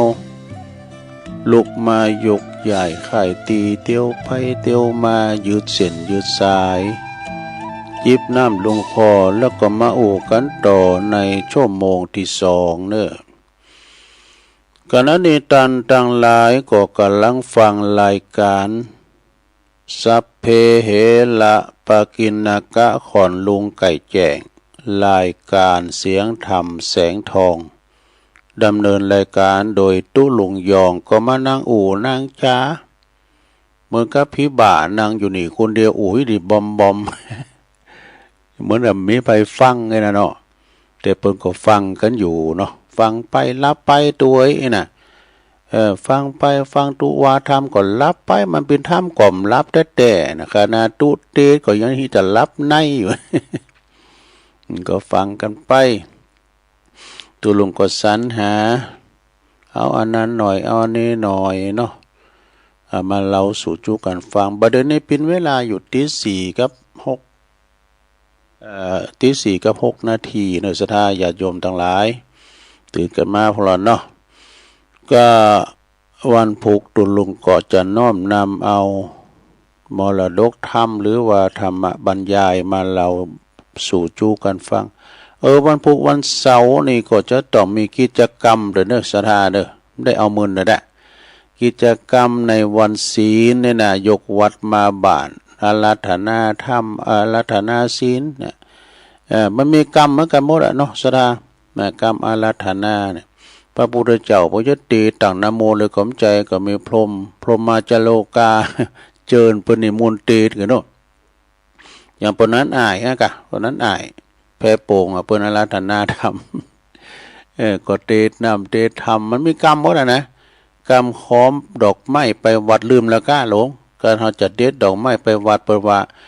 หักกิ่งโกลุงมากิ่งกาลาจากตุ่นหล่นจากใบขาค้อนเจิญไปนิพพานเสตเจ้า แต่ก็ปรากฏว่าของปอลงมาลงเขาก็มีเนี่ยมาแล้วนี่เพิ่นเอามาเล่าให้ฟังนะทั้งเพิ่นสำเน็จเนอะอันนี้ก็บ่ได้ที่ไหนมาหุนะแล้วมันเล่าให้ศรัทธาได้ฟังเป็นคำเก็บดอกไม้ไปวัดเนี่ยขอหมดอันขออันจะคล้ายโหเนี่ยลิ้นนั้นเปิ้นดึงเงาดึงงูนี่ อันนั้นก็เพิ่นแจงตัวเนาะขอจะคล้ายโหน่ะคุ้มโหหอเฮิรนก็ไม่ย่ำปลูกนี่นะฉะนั้นวันนี้ก็หลังจากจบรายการตุลลุงแล้วก็เป็นวันศุกร์ก็ฟังท่านพระครูชลทานพิทักษ์นะตุลุงแดงวัดแม่ห้องไคร้ดอยสะเก็ดเพิ่นก็จะมาเทศทำต่อเทศทำต่อท่านอาจารย์ไมตรีเขาเวสโกอันนี้เพิ่นก็เป็นนักปราชญ์บัณฑิตแต่เนอะเปิ้นว่าเป็นเจ้าหน้าที่ศาสนพิธีกรสุดยอดงานพระราชทานเพลิงศพที่วัดพระพุทธบาทตากผ้าเปิ้นอยู่ประจำถึงภาคเจ้าภาคค่ำภาคเมื่อคืนอันนี้จุยแต่มีงานข้างคาใดก็โจยกันไปบวางานปล่อยหลงปล่อยลามปล่อยหล่อปาเวณีคนเฮาจะต้องอยู่กันสัมพันธ์กันเดี๋ยวความสมัครสมานสามัคคีกันอย่างในธรรมที่เพิ่นว่าโดการบางอย่างนี่เฮาทำคนเดียวบ่ได้ต้องช่วยกันหลายคนอย่างห้ามเต้นเนี่ยเอาเฮาไปพอพันเนรที่วัดพระบาทตักผ้าเพิ่นกับเกมงานกันน่ะมหาชาวกรนี่เป็นเก้าหรอกปากันหามเต้นนะเต้นที่มีขาเดินหามเอาบ่าแบกกับพระน้อยเขานะปุโรอย่างมดงามหามขี่โดน ปุตู้เหตุการคนเดียวอีทิมตายเหตุการหลายเหมือนเปิ้นลิ้นเนี่ยเปิ้นว่านะด้วยความสมัครสมานสามัคคีกันเป็นน้ำหนึ่งใจเดียวกันเนาะก็ต้องขอบคุณที่ลงแล้วผ่านมาหลายงานเนาะที่ไปช่วยครูบาอาจารย์แล้วก็ตั้งปน้อยปนั้นพระเนรก็ถวายการต้อนรับปิ้นอย่างดีนะบังคับตกปกของอันใดเอาแล้วเนาะศรัทธาญาติโยมตอนนี้ไปตุลุงจะเล่าประวัติของพระเทวทัตปรปักษ์ของพระพุทธเจ้านะมันเป็นเชื่อใดความจริงเปิ้นฮู้กันหมดละตุลุงก็เคยเล่าแล้วเนี่ยนะ แต่กันในอินเทอร์เน็ตเนี่ยไผเนี่ยสูงมาฮะเรื่องเนี้ยวันเก่ากองนะก็เดี๋ยวได้เปิดมือถือเราสักกำจ้ะวันเก่ากองเนี่ยเดี๋ยวแม่ยาซับปะแจะเนี่ยมันมีโผหนักนะเดี๋ยววันหนึ่งไปซอหาเฮ็ดแต่เฮ็ดเบื่อมากินแล้วว่าโผทั้งหลายตายมันก็ ก็เดี๋ยวสอบอกกันเด้อเราเรื่องพระเทวทัตก่อนเรื่องพระเทวทัตนี่มีมาว่าพระเทวทัตนี่เป็นพวกสักยราชแน่เป็นเจ้ากษัตริย์ตามเหมือนกันนะและออกบทพร้อมกันถึงสักราชกุมารหลายองค์เนอะในตระกูลเป็นกับบทกันหลายก่อนนี้เป็นเขือกันบทหลายเนาะเป็นร้อยเป็นพันแต่เมื่อบทแล้วบ่มีผู้ไปหามาสู่ดูบ่มีไผน้อมนำเอาลาภสักการะมาหือเปิ้นหมายความว่าบทมาแล้วเดี๋ยวเปิ้นว่าไผก็ไปนิมนต์เนี่ยเนาะเฮ้งานศพงานสาก็กูก็ไม่ได้ไปนี่เขาเยี่ยมมันนิมนต์เนี่ยว่ากายไปโลโลอีน่ะมีไผน้อมนำสักการะมาถวายเหมือนกับพวกสักยะอื่นนะสักยะราชอื่นๆเนี่ยเปิ้นมีลาภสักการะดอกจึงคิดหาอุบายในการไล่ในตัวเก่าพุ่นน่ะประกบกับกุมารเนาะอาชาติศัตรูกุมารเนี่ยไปคบคิดกับพวกคนโดนเป็นลูกพญาเจ้าเมืองลูกพระเจ้าพิมพิสารโนสักยะอาชาติศัตรูนี่นะคือพระเทวทัตนี่เพิ่นก็สำเร็จตั้งฤทธิ์ปุถุชนเหมือนกันเด้อมันมีอันก็ถามเหมือนกันนะ มีอิทธิฤทธิ์เหมือนกันนะสามารถที่ว่าห่อเหินดำดินอย่างนี้กะแล้วก็เอาสัตว์ที่มีปิดเนี่ยมาห้อยคอกับเป็นงูกันจงอ้างอาจจำแรงแปลงกายเหาะเหินเดินอากาศได้นี่เปิ้นไม่จบทั้งฤทธิ์เหมือนกันนะเหาะเหินเดินอากาศได้ทุกอย่างวะจึงได้จำแรงเป็นกุมารหนุ่มน้อยนี่แถลงตัวเป็นกุมารหนุ่มน้อยแล้วก็ห้อยอสรพิษทั้งสี่นะสรพิษก็คืองูพิษต่างๆเนี่ยมีตีมือพองตีเท้าพองปันอยู่คอพองด้วยสรพิษตัวหนึ่งนะแล้วก็ปิ้นทำปิ้นเทลิสวมศีรษะวะตัวหนึ่งหมายความว่าเหมือนกับอันสดาสวมโอซาแล้วก็ปือคอไปทางหนาวงูนะทำปิ้นผ่าสบายเสวงบ่าตัวหนึ่งนี่วะนะแล้วก็เหาะมาลุงตีนะบุญตักของอาชาติศัตรูกุมารพุทโตทำเมื่ออาชาติศัตรูกุมารหันละเนาะก็ตกอกตกใจโกกระโดดหนีแล้วมันก็จึงกลายเพศเนาะพระเทวทัตก็จึงกลายเพศจากเด็กน้อยเป็นงูนะเป็นพระเทวทัตตามเดิมหันทำให้อาชาติศัตรูนั้นอันนี้เป็นผู้วิเศษแล้วเนี่ยเนาะก็มีความศรัทธาเลื่อมใสเนาะขอฝากตนเป็นลูกศิษย์กันแล้วก็คิดจะปกพระอันเทวทัตในคิดคิดว่าถ่ายก็ดีละเธอเป็นศิษย์ของเฮานี่จะเป็นพระพุทธเจ้า คิดจะปกครองพระภิกษุสงฆ์แทนพระพุทธเจ้าเมื่อว่าพระพุทธเจ้าบ่ทรงอนุญาตเนาะก็ผูกอาฆาตพระพุทธเจ้าแล้วก็ยุยงให้อาชาติศัตรูน่ะทันซึ่งเป็นลูกศิษย์ของข้าไปปรงสังหารพระชนไปปรงพระชนพระราชบิดาเอกะแล้วก็เธอจะได้เป็นพญาเจ้าเมืองเนาะ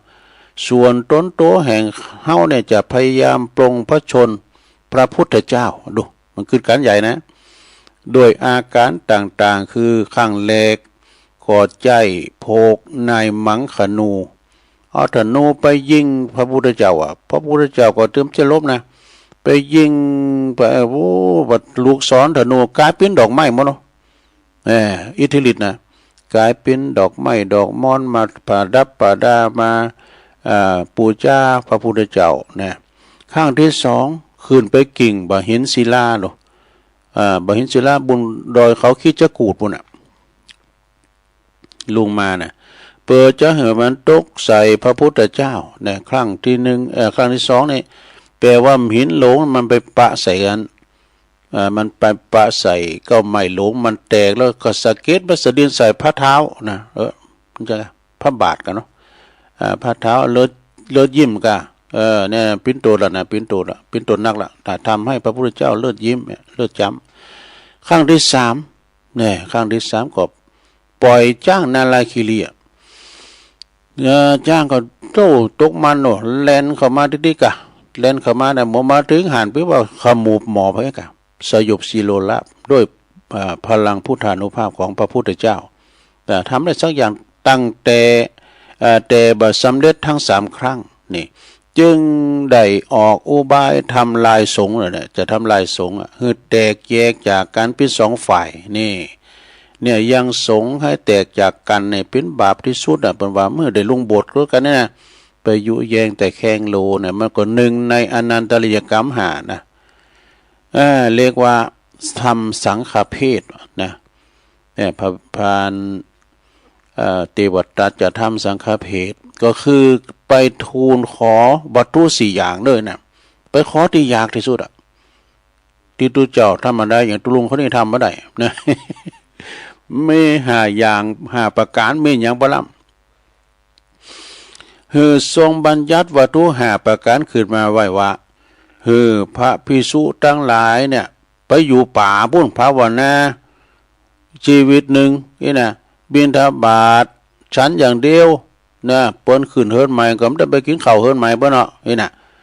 ตลอดชีวิตอย่างหนึ่งนี่นะแล้วก็นุ่งห่มผ้าบางสกุลตลอดชีวิตอย่างหนึ่งแล้วก็อยู่ปื้นเก้าไม้ตลอดชีวิตอย่างหนึ่งแล้วก็ฉันเนอป่าฉันแต่ฉันเนอฉันป่าก็บ่ได้ตลอดชีวิตหนึ่งนะเมื่อว่าพระพุทธเจ้าทรงบาหันดีตุยนะโอ้มันนักล่ำไปกาท่านเทวทัตเลยนะมันนักล่ำไปอันนี้มันเป็นการที่ว่าตั้งหน้าตั้งโลกเปิดจะเลื่อนไปตั้งหน้าอยู่นี่นะเปิดไปถึงบนโลกพระจันทร์แล้วให้จุ่มปักยำเท้าอยู่ดีเก่าถอยหลังลงคลองกันมันก็ไม่ได้มีปิญยุกท่านสมัยเดี๋ยวนี้โตตุจอมเดี๋ยวจะธรรมดาเนอะจบปริญญากันหมดอ่ะนะพระพุทธเจ้าบัดทรงหันตัวแล้วก็ทรงบัญญัติขึ้นตามบัดทรงบัญญัติขึ้นตามตีทูลขอกะโดยว่าตัดว่าของหาอย่างนี่นะของหาอย่างนี้ไผชอบใจก็จงทำไปเถิดเดี๋ยวเพื่อผมจะห้ามกันดูแล้วก็ออกจากที่เฝ้านี่ติวัตตัดก็เป็นว่าเพิ่นก็พิจใจก็ออกจากที่เฝ้าเที่ยวไปเกะกล่อมปุกปั่นระดมภิกษุทั้งหลายว่ะ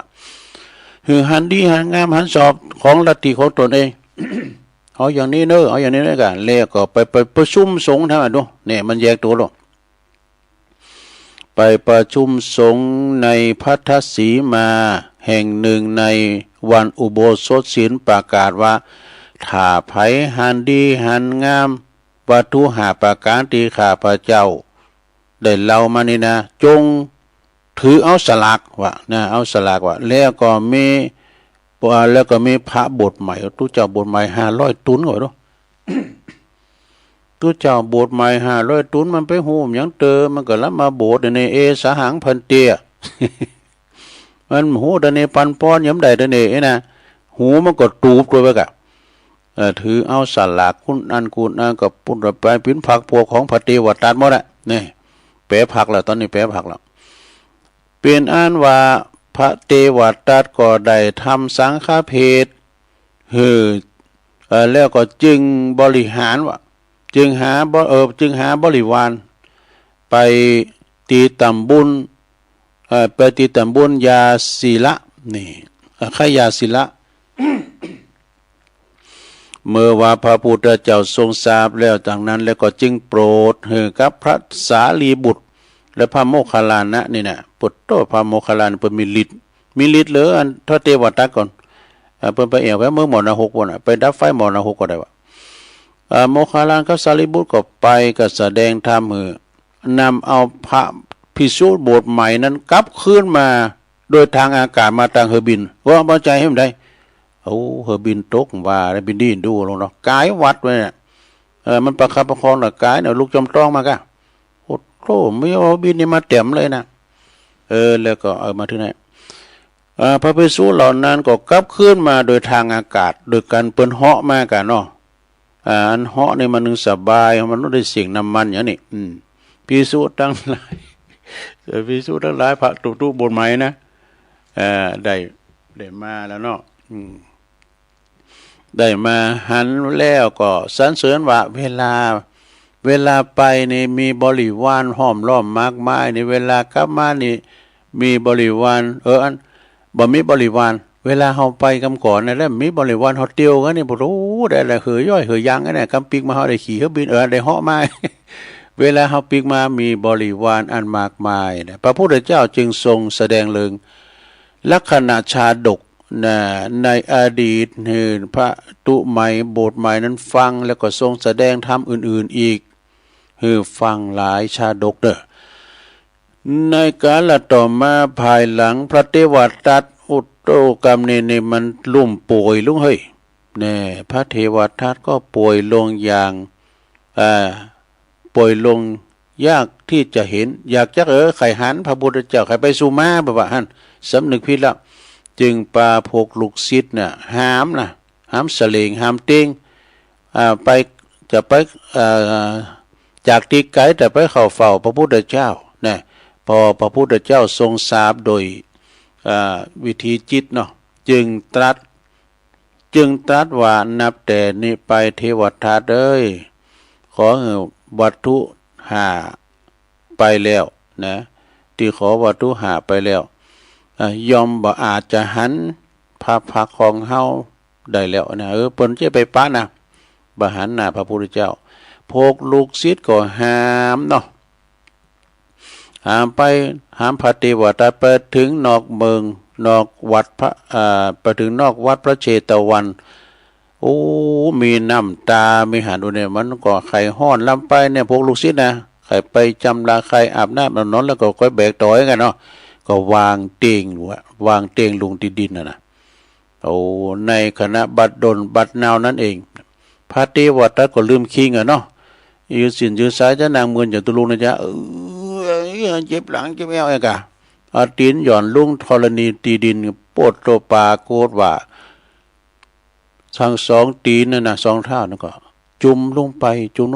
ดินสรุปมันโหบอันนี้นะเท้าทั้งสองก็จุ่มลงไปช่วยด้วยช่วยฉันด้วยนะพายก็ช่วยไม่ได้เนาะแล้วลงไปจนปื้นดินตามลำดับนะถึงตีอกแล้วก็ถึงตีเอวถึงตีเอวก่อนกันถึง ถึงไหนแขนหัวเข่ากลางขาถึงเอวถึงอกแล้วก็ถวายกลางเลย เป็นว่าถวายกลางพระพุทธเจ้าพวกเทวทัตหย่อนเท้าลงไปกับดินสู่ไปจนกระทั่งถึงคอจึงได้สติทูลขอโทษพระพุทธเจ้านี่เลี้ยวก็จุ่มลงไปอยู่ปื้นหมอนนรกอเวจีนรกดูนี่จนกระทั่งทุกวันนี้ในแสนกับข้างหน้าดูแหมแสนกับข้างหน้ากันนะก็จักได้มาเป็นพระปัจเจกโพธิองค์หนึ่งเนี่ยเพิ่นยังจะได้มาเป็นพระปัจเจกโพธิอยู่นะ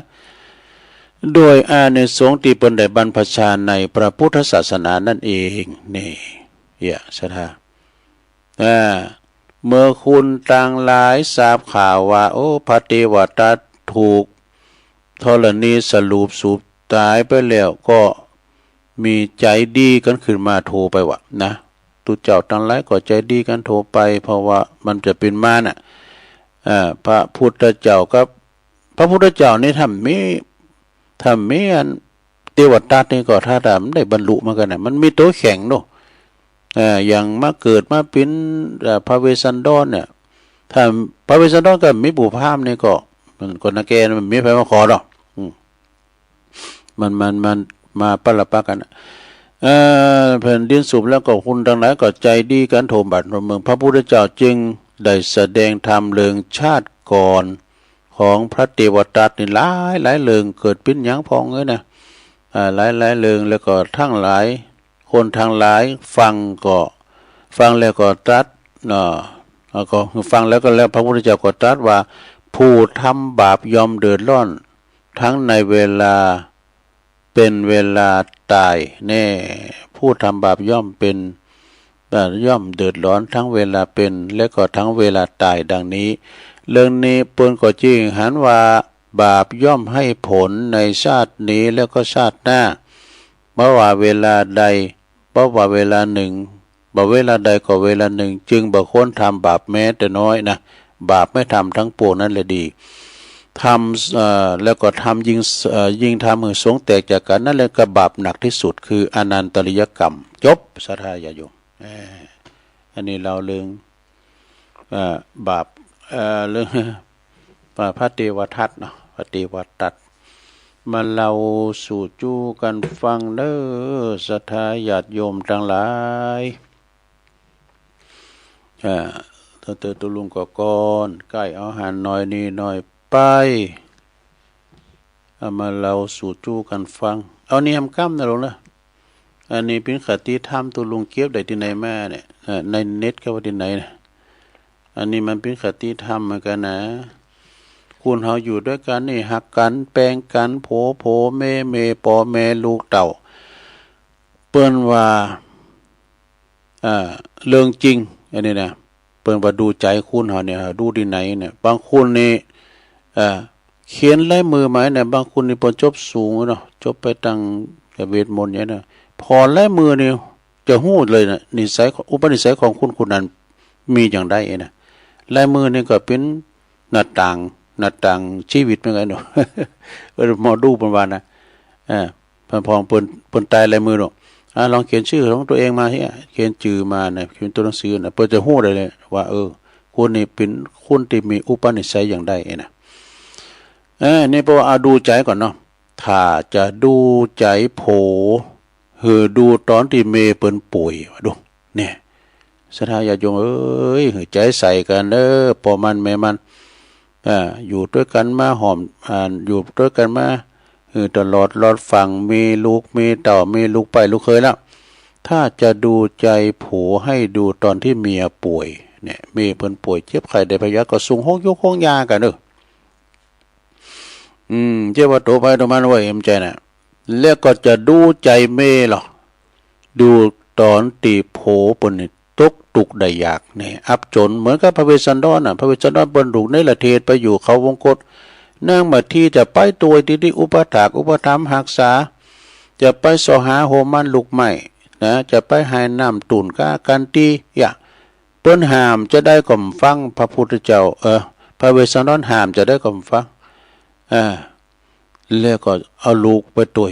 ดูสถานีเปิ้นหักกันเป็นการปิ้นโพแก้วเมแสงโพแจ้แป้งเมหักกันเนาะเนี่ยเพราะว่าจะดูใจเมียดอนที่ผัวตกอับจนกั้นอยากไอ้นั่นมันก็มีนะสถาแล้วก็จะดูใจจะดูใจลูกดูตอนพ่อแม่แก่ชราเอาละเนิดตอนนี้นะสถาพ่อแม่ไผ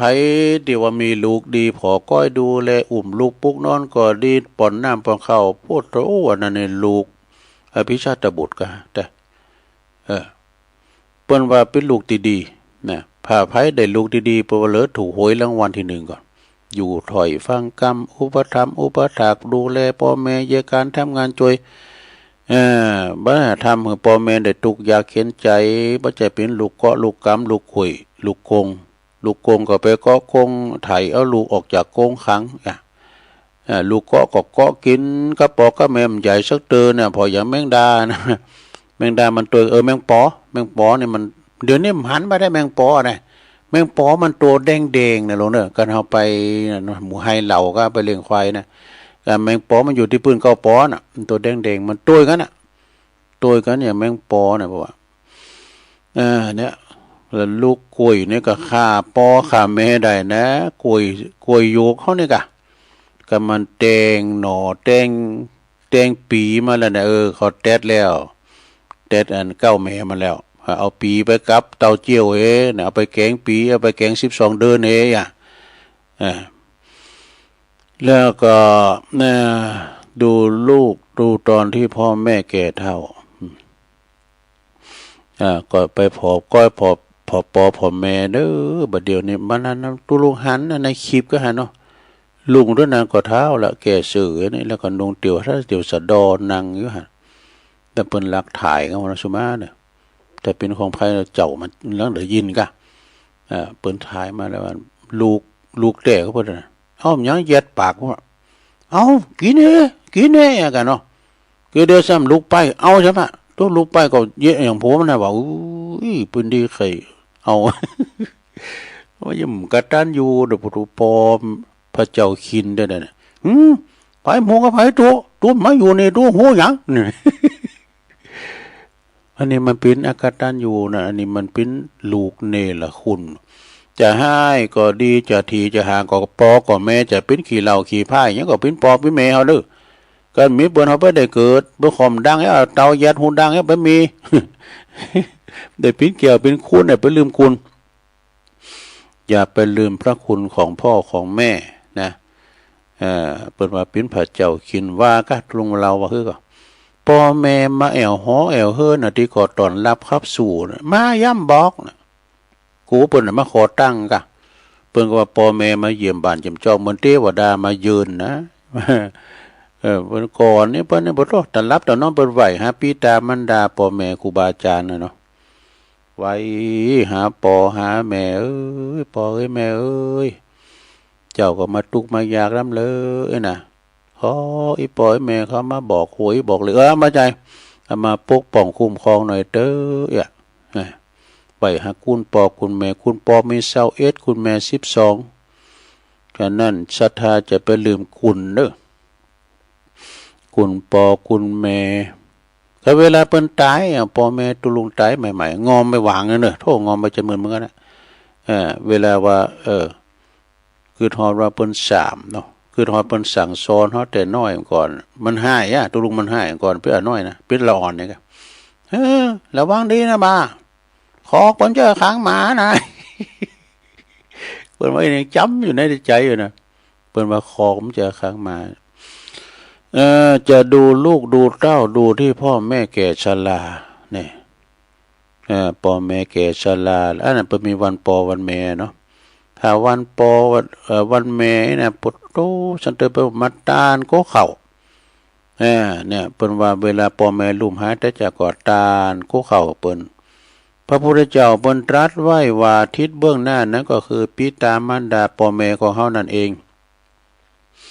คือบุตรพึงบำรุงด้วยสถาน5คือ1เปิ้นเล่งเฮามาก็เล่งเปิ้นตอบ2ทำกิจธุระของเปิ้น3ดำรงวงศกุลของเปิ้น4ประพฤติตนเป็นคนดีคนดีเป็นคนรับทรัพย์มรดก5เมื่อว่าอีปอยแม่ตายไปแล้วทำบุญอุทิศหมดคือทานก็เข้าของเปิ้นนั้นแล้วเนาะอันนี้หรือว่าได้เป็นคนดีคนดีเด้อโอ้ตัวก็อีแม่เปิ้นตายเป็น20 ปีบ่แล้วบ่ก็ไปเกิดแล้วก็ในถูกเขาเอากันอันนี้เพื่อความกตัญญูซะได้เนาะเนี่ยเอามาพอแล้วจะตุงไปกล่าวเคืองนะอุทิศบุญกุศลไปให้ปอนนั้นไม่นั้นเปิ้นแต่ตายแต่หึงเมื่อนั้นตานเหืออันปอนั้นเจือนั้นแม่นั้นเจือนั้นเปิ้นมีเนาะถ้าได้ก็ตานไว้ไปหน้านี่ตานไว้เฮานะตานไว้ภายภาคหน้าตานให้เจ้ากรรมในเวรเจ้ากรรมในเวรนี่มันมีเหมือนกับโมราสดาฟังครูบาเปิ้นว่านะเจ้ากรรมในเวรมาในรูปเป็นคุณนี่ก็ได้มันจะทำบ่ดีบ่ให้เฮานี่นะก็เป็นเจ้ากรรมในเวรเท่านั้นน่ะ มาในนามสัตว์สิ่งหิ่งหอยที่มีปิดปิ้นหมูหมาโง่ควายมันมาควิดมันมาคบเฮาจักเข็บแมงป่องนี่ก็แม่นหมดอ่ะนี่เป็นเจ้ากรรมในเวรเฮานะแม้แต่ว่าไก่ก้าควายก้าที่เฮากินจิ้นกินเด้อไปก็เป็นเจ้ากรรมในเวรเฮาเนี่ยเพิ่นจะทำบุญอุทิศให้เจ้ากรรมในเวรเนี่ยเอาพอล่อหมูเฮ็ดเป็ดไก่มามาเต็มมีเฮากินไปในดูเนี่ยถ้าโถมโหอ่ะนะการทำกินตานให้เขาหมดนั้นนะอุทิศให้เจ้ากรรมในเวรนี่นะมุนั้นนะเขาจะมาขอดกรรมกระทำเวรเฮานี่ทำเฮาปิ้นอย่างอันปิ้นอย่างอีกอ่ะทำบุญอุทิศไปหาเจ้ากรรมในเวรอันนี้มันจะมาขอดกรรมกระทำเวร บางทีเขาก็ไปโดนผีก็มาใหญ่ไม่ลงนี่นะอยู่ที่โกงไม่ใหญ่ไปเลงผีอันนี้นะมันถึงมีนะซะด้ามเดี๋ยวนี้ก็ถ้ามีอยู่นะเลงผีนี่นะไปถูกผีเนี่ยนะผีน้ำตาเตี้ยน่ะติดตาน่ะติดตาน้ำอะไรเนี่ยก็ลุงก็เคยไปเลี้ยงควายพวกไปทางปวดน้องผาวันนี้ไปเลี้ยงนี่น้องผาว่ะลูกเลี้ยงควายเป็นหมูประจุมปลาเสียวซับเขาเนี่ยกะนั้นพุนเขาก็ชานเขาไอ้นะไปเลี้ยงควายอีลุงอายเนาะเนี่ยไปเลี้ยงควายปวดโต้เหมือนนั้นปวดโต้มันมาเจ็บต้องมันมาบิดปกนะไงกูไปหายทางใดพอไปดูมือรับฟันเนี่ยครับเปลี่ยนว่าบ่จะไปเลี้ยงจ้างไว้เปลี่ยนว่าเขาไปเลี้ยงจ้างกูเขาเลี้ยงควายกายเริ่มสังกันเนี่ยเขามาเลี้ยงจ้างก็เลี้ยงก็ขึ้นหายได้นี่ไม่สอดตากล้วยย่าไม่เชื่ออย่าลบหลู่เขาก็ไปเลี้ยงนี่แฮมเตอร์หนึ่งอันนั้นกับเลี้ยงผีสองนางไงเลี้ยงอย่างอ่ะมันอยู่ตอผีมันอยู่ตอวะสุมาเนี่ยลงเนี่ยไปโกเนี่ยอันนี้มันจะอุบาปนะเรื่องความหลังอันผีอันนะมันไปเย่เหอคุณไปเย่เหอคุณนั่นจะตุนะตอนนั้นมันเย่เหอภัยหัวแล้วก็เขาก็ไปถามเหมือนละฝันนะครับมันถูกผีเตียนมันมีตอขามถนนน่ะขามหนตั้งน่ะผีมันอยู่ถึงสองหลายวะแล้วก็มันไปโดนผีทำหลายหนึ่งหลายควายเนาะผีตัวหลายควายเย่งแล้วก็พอมือรับฟันไปก็บอกว่าเอาไปเลี้ยงได้เลี้ยงที่ต่อฮะเลยน่ะที่ผีน่ะแล้วคุณที่ไปเลี้ยงมันเลี้ยงครับผีสายภัยสายไส้กะมันไปเลี้ยงพิษดีนี่เย่งแต่แต่นี่นะที่ฮะได้กินกายแล้วพูดเลยสักอย่างมันได้กินเองเนาะซ้ำบิดปกนักแล้วเก่าปุถุเขาก็มาถามกันถามปอหมอว่าปอมือปอหมดหมอผีเป็นก็ว่าไปเลี้ยงพิษดีบ่ได้เล่นน้อยเอ้ยนะโดนเสียงมันเก้าเสียงมันไก่กูละปั่นนะเสียงสองเตือนอกเรื่องนะ เนี่ยเป็นว่าไม่เชื่อแล้วก็อย่าลบหลู่ของหันหน้าหันตาเนาะซะเนาะย่ำจบตัวดูอันนี้อย่างดูแลพ่อแม่ดูที่แก่ชราถ้าจะดูปีน้องที่คานตามกันมา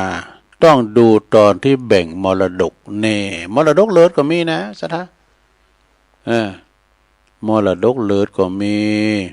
ท่านเตือนพ่อแม่ย่ำตายนะในฮิตรู้กันแล้วนะมีนะสัทธาจังมีนะเคยมีตัวอย่างนะพอแม่เปิดปิ๊กกะแงบเอาคุณมาบอกกรรมฐานนะปุถโธจะได้ก็ได้คุณเท่าก็ไปอยากทุกขเวทนาเนื้อถอดจิตสักเตือเอาตัวเจ้ามาเตะน้ำเตะธรรมตานโขก็แล้วตานธรรมมหาวินบากก็แล้วบันนั้นบ่ายเก้าขิงก็โบสมาถึงสีแจงผเหลืองไปสอนเบอร์เราสอนกรรมฐานมาเราแม่บ่ายเก้าเดี๋ยวนี้นะลูกก็ปิ้นฝั่งหมดแล้วต้องปิ้นหงเด้อเฮาก็โบสด้วยสีแจงภาษาแล้วสีแจงผเหลืองแล้วนี่กะตอนนั้นเป็นไปเตอะนะต้องเป็นหกลูกเต่าคือถึงบุญกินบุญตานี่แม่เด้อที่แม่เคยไปคือวัดสั่งว่าไปบริจาคหันนี่ไปตานตีนด้วยเพิ่นว่าด้วยเฮาเนี่ยแม่เด้อพุทโธธัมโมสังโฆเนี่ยแม่เด้ออันโสนไต่เฮาจะเอาดิบ่ายเก้าก็ได้โสนไต่เนี่ยเอามันบ่หมายไว้โดยบ่แม่มตายนะจะคือก็ได้เลยเฮ้ยมาแก้วอีกคำอีกมีมาบ้านชูก่อนเอาสตางค์ออกมาเอาสตางค์ออกมาคุณปัน2 ปันวะเอาเฮ้ยแม่นี่กะนี่ล่ะมาหือ4 ปันที่แก้วอีกคำก็มาคุณปัน2 ปันแล้วแต่ฐานนะเข้าไปเนาะแล้วก็ผมจะเอาปอกกันนะเอาปันอีลินของแพงมันวะเขียนจืดตีได้ไงได้10,000 ปลายวะลูกมันหลายเนาะบ่ายเก้าก็เอามาใส่มือแม่นะแม่เอ้ยจะตั้งไม่นี่เขาเก็บปุนเล็กคุณหน่อยได้10,000 ปลายเน้อที่แม่ไปจ่ายในภายภาคหน้าเน้อก็มันติดมันเกิดที่ไหนก็จ่ายไปเด้อแม่เน้อสอนแม่ว่า จ่ายไปเนี่ยปวดโตแม่ก็จุ่มมือแล้วนี่โหแม่มือเขาหุมหมดแล้วนี่คุณถานั่นก็เหือแค่ข้าวออกแล้วอ่ะนะสักบุญนี่ออกเอาอ่ะตัวถอดจีนนะออกเอาอ่ะปวดโตกำนันในฟ้าวกวัดเอามากวัดเอาจะตั้งจากมือแม่มากูเป็นมือเตะกันอีหล่าของมึงเอาไป4,000อันนี้มันคำอันนี้มีอย่านี่อัวโมนให้เรามันมีก้าเนาะมันมีเตะก็ทำมีมาเราปลาโลงไข่โฮมได้อาจจะมีว่าของจริงเนาะเพราะอย่างนั้นนี่มีแต่เดิมในคลิปนั้นเป็นลักถ่ายนะเอาเข่าเอาหยานะเอาเย็ดปากปอนางอิงฟ้าเนี่ยเกศือคนเราน่ะเอากินมันได้ว่าประมาณนั้นน่ะมันได้ยินเสียงนะตัวลุงผอมจบกันเนาะอีดูคนเฒ่าเดี๋ยวอีกนั้นนะโรสุมาเนี่ยลูกไปเพื่อนนะเอาไว้ว่าเยอะอย่างโผมันน่ะบัดดีเนอะแล้วพอแล้วคุณจะไปเยอะถึงกระปอกับแม่นี่นะสดากำมันติดจะโหลดเนอะมันต้องรอจัดหนามันจัดนี่หันมาลายแล้วมันคำปอมันน่ะแถมหน่อยลูกมันถ้าคำมันน่ะมันปิ้นคล้ายๆครับมันกระจกเนาะดันขึ้นไปขึ้นมาว่าถ้าเราเรื่องเก่ากองว่ามันเต้นเนาะฉะนั้นปอแม่ลูกปลูกพันกันเนาะเหมือนกับที่ตุลุงเขาน่ะอยู่กับวัดพระธาตุน้อยๆน่ะถ้าทำอาหารก็มาทำโดยการเป็นแบ่งสรรปันส่วนเน้น3 ตน 4 ก้อนเนี่ยไปเก็บปิ่นโตนะแล้วก่อนเน้นที่มาทำอาหารก็มาทำหลวงพ่อบงการวันนี้จอพักปังนะบ้าวันนี้พัดคั่วกลมก้อนเนี่ยพัดตะเภาเนี่ยลุงลูกมันเจ้าอีกก็เดี๋ยวออกรายการจบแล้วตุลุงก็ไป1 เข่านี่มันจะอุบไปกินนี่มันจะอุบบาปเราเนี่ยมันอันใดดูกันหนึ่งตัวหลวงพ่อเปิ้นบอกดูเข้านี่มันต้องเอาเปิ้นตุลุงมันนึ่งเอาแล้วก็ขอของกับมาได้ก็ปิ่นโตปิ่นโตมาแล้วยังพอนะโดยทำอาหารนั่นมันหลายนี่เนาะเน้นไปถึง7 ถึง 8ตัวเจ้าไม่หา6 ตุนนั่นแหละแล้วก็นี้แล้วก็ตั้งโลก็ว่าสมาเด้อโลเด้อความวิถีชีวิตถึงได้เนาะเรื่องเปิ้นว่าหลวงพ่อว่าทำมันอย่างต้องทำด้วยกันนี้ถ้ากินกับมากินด้วยกันนี้มันมีความผูกพันกันดีถูกต้องเลยเนอะมี2 วงวงเน้นเขาวงเลยก็2 วงเน้นเขานะการจะกินข้าวจะฉันข้าวกับปฏิสังขายโยปันปอนบางวัดเนี่ยเปิ้นว่าเนี่ยไม่ตัวเจ้า2 ตน 3 ตนแบ่งกินกันนะเปิ้นมากินรวมกันเนาะทั้งภายทั้งมันว่าอันนี้ก็คือเป็นความผูกพันทั้งอย่างศรัทธาญาติโยมทั้งหลายเอาล่ะเนาะไปมาแล้วนอกเลิงตัวจะเราประกาศอันนี้ก่อนประกาศข่าวสารงานบุญสักหน่อยก่อนเนาะผู้นี้อาจจะไม่ได้ประกาศครับมันเพราะว่าผู้มีกิจกรรมเนาะจะได้ยกวัดมาบ้านวันเสาร์วันที่2นะโยมนะกุมภาพันธ์เนี่ยก็งานประเพณีทรงน้ำพระธาตุวัดฟ้าหลังวัดศิริมังคลาจารย์ก็เมนกันเนาะท่านพระครูธรรมธรประทวนวันที่2นั่นนี่ก็คือเป็นวันเดิน5 ปิ่งเนาะสถานเนาะที่วัดฟ้าหลังนี่ก็คือตำบลดอยหล่อนี่แหละนะในเมตตาธรรมอาจารย์พระครูปิยกิจปรีชาเปิ้นเป็นที่ปรึกษาเจ้าคณะตำบลพร้อมด้วยคณะศรัทธาเปิ้นจะมีสืบชะตาด้วยเด้อแล้วก็ไปฟังลิเกพบกับผลงานการแสดงลิเกของคณะก้านยาวดาวร้ายเปิดม่านทำการแสดงพี่น้องได้ชมกันเป็นผู้ช่วยรัฐเนาะเป็นโฆษกผู้ช่วยรัฐ4 จุ่มแล้วก็วันที่13-14 กุมภาพันธ์เหมือนกันทรงน้ำพระธาตุที่วัดป่าตองคันธารามตำบลท่าตุ้มอำเภอป่าสร้างในเมตตาธรรมอาจารย์พระครูสุคนทศีลวิมลเจ้าคณะตำบลท่าตุ้มเจ้าวัดป่าตองเนาะวันนี้งานนี่คุณหลายเปิ้นมีมหรสพลินก่อนนักแล้วก็เปิ้นก็จะมีการโหวัดโหว่าเจริญพระพุทธมนต์ด้วยนะเจริญพระพุทธมนต์โดยที่วัดป่าตองตุลุงก็ไปนอนกุเปียนะวันวาเลนไทน์14-15เหมือนกันกุมภาพันธ์ก็ไปประเพณีส่งน้ำพระธาตุที่วัด คุณชรติฐารามนะที่วัดตาจ้างเก่าในเมตตาธรรมอาจารย์ธรรมชัยธรรมวิจโรก็เนาะอันนี้เปิ้นก็มีซอปีแล้วก็มีซอนะแล้วก็วันที่25 26 27 28อันนี้เปิ้นปล่อยโลงเด้อปล่อยโลงพระธาตุเจดีย์แล้วก็วิหารโลกวัดใหม่หนองหอยเด้อโตอันนี้ในงานใหญ่เด้อวิหารเปิ้นก็ซองแจ้นมีลิฟต์ขึ้นกันเด้อกว้างใหญ่ไพศาลในอำเภอดอยหล่อนี่มีในเป้งอ่ะเด้อเจดีย์ก็ใหญ่เจดีย์พระธาตุนะวันที่25นี่เปิ้นก็จะอบรมพระธาตุเจดีย์วันที่26ก็เปิ้นก็จะอบรมวิหารนี่ก็27นั่นก็คือโคตานโฮวัดว่า28นั่นโคตานคุณบ้านเขาเอ้กันเนาะที่วัดพระธาตุที่วัดนั้นใหม่น้องหอยเพราะวัดจัดสรรนี่นะในเมตตาธรรมอาจารย์พระครูสังวรยติกิจเนาะและวันที่28นี่ก็มีเหมือนกันปล่อยหลวงที่วัดสันควงคำตำบลท่าวังพร้าวนะอำเภอสันป่าตองในเมตตาธรรมพระครูสาธรวีรกิจพระครูสาธรวีรกิจนี่เป็นปิ้นเจ้าคณะตำบลท่าวังพร้าวด้วยเนอะตุปีการเขาจะมีปล่อยหลวงนะพบกับคณะละครซอของสวิตเมืองฝางนี่นะสวิตเมืองฝางวันนั้นไปปะกันที่ไหนน่ะซอของแม่ครูแสงเอ่ยเขาเนี่ยลุงสีมาเขาเนี่ยนะสวิตเมืองฝางเขาเนี่ยไปซอดีวัดโบสถ์น้ำดิบกันเนาะต่อไปงานต่อไปว่า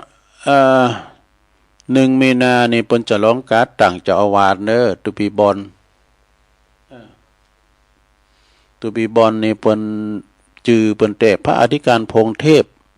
วชิรานันโทนะตุปีบอลนี่เปิ้นจะแต่งตั้งเป็นเจ้าอาวาสวัดหนองลั่วตำบลยางครามอำเภอดอยหล่อแล้วนี่แหละนะเปิ้นว่าตุลุงผมจะเอาซอของไอ้จูขี้เมียงมาซอไปฟังซอจูขี้เมียงเมื่อคืนก็ฟังชมย้อนยุคด้วยเนาะชูเมเกอร์แล้วก็ในวันที่18ถึง22 กุมภาพันธ์งานออกเมนประชุมพระราชทานเพลิงศพเนาะประชุมเพลิงศพจ้ะนะพระครูวิธานวรการครูบาตุลอายุ80ปลายกันนะอดีตเจ้าคณะตำบลบ้านเรือนอดีตเจ้าอาวาสวัดบ้านเหล่าพระเจ้าตาเขียวเนอะอันนี้ก็งานบุญใหญ่นะงานปล่อยล่อนะที่เมตตาธรรมอาจารย์ท่านพระครูรัตนศิริวัฒน์ตุปีเจ้าคณะตำบลประธานแล้วก็ท่านพระครูภาวนาโสภิตผู้ช่วยศาสตราจารย์ด็อกเตอร์เปิ้นเป็นเจ้าวัดบ้านเหล่าพระเจ้าตาเขียวเนอะพร้อมด้วยคณะสงฆ์นะก็ไปรวมทำบุญปูไปจะไปเปิดโรงทานก็ไปจะไปปูชาผ้าไตรปูชาดอกผู้จะโลไม่เงินโลไม่คำก่อไปงานปล่อยหลอดคุณนักคุณลายเนอะวัดพระเจ้าตาเขียวนี่ก็ตั้งอยู่ตำบลบ้านเรือน18นี่ก็จะหลากพระศาสตร์วันที่22ก่องานพระราชทานเพลิงศพกุมภาเดือนหน้านี่นะทั้งตุปีบอลเนี่ยย้ำมาก่อน1 มีนานะ1 มีนาไม่ใช่กุมภารุ่งขี่ลืมเนี่ยว่าได้ก็กุมภาแล้วต่อไป14ถึง22เนอะกุมภาพันธ์69มีกับงานออกเมนพระราชทานประชุมเพลิงศพเนี่ยอาจารย์ท่านพระมหาวิษณุจารุธรรมโมอันนี้เป็นกำลัง54 ปีสถานหนุ่มและตรุงจันไรนะแต่ก็คุ้นเคยกันนะเป็นพระปฏิบัติเนาะพระหนุ่มที่ปฏิบัติอดีตวัดเจ็ดลินน่ะเจ้าวัดเจ็ดลินเป็นศิษย์เก่าวัดพระพุทธบาทตากผ้าเหมือนกันเด้อแต่รุ่นก่อนตุลุงนะตุลุงมาบวชรุ่นเหมือนกันหมดนี่เปิ้นจะมีตั้งแต่วันที่14ถึง22 กุมภาพันธ์เด้อเปิ้นจะเอาไปประชุมเพลิงศพตีปุ้นดอยสัพพัญญูนะถึงวันนี้อาจารย์ท่านประหลัดสุรศักดิ์เปิดประกาศถึงว่านะไผจะให้จะหอมกานี่ตุลุงก็ฟังรายการเปิ้น14 กุมภาอันนี้14 กุมภาวาเลนไทน์เปิ้นจะตอดผ่าป่าเด้อสามัคคีบำรุงสถานีวัดพระพุทธบาทอุดมน้ำบ่อสาวาเนอะเปิ้นเป็นคืนใหม่แล้วนะสถานดังชัดเจนดีตุปีเลินเปิ้นบอกว่านะหลวงพ่อเปิ้นก็ออนไลน์มาทางพี่ตัวย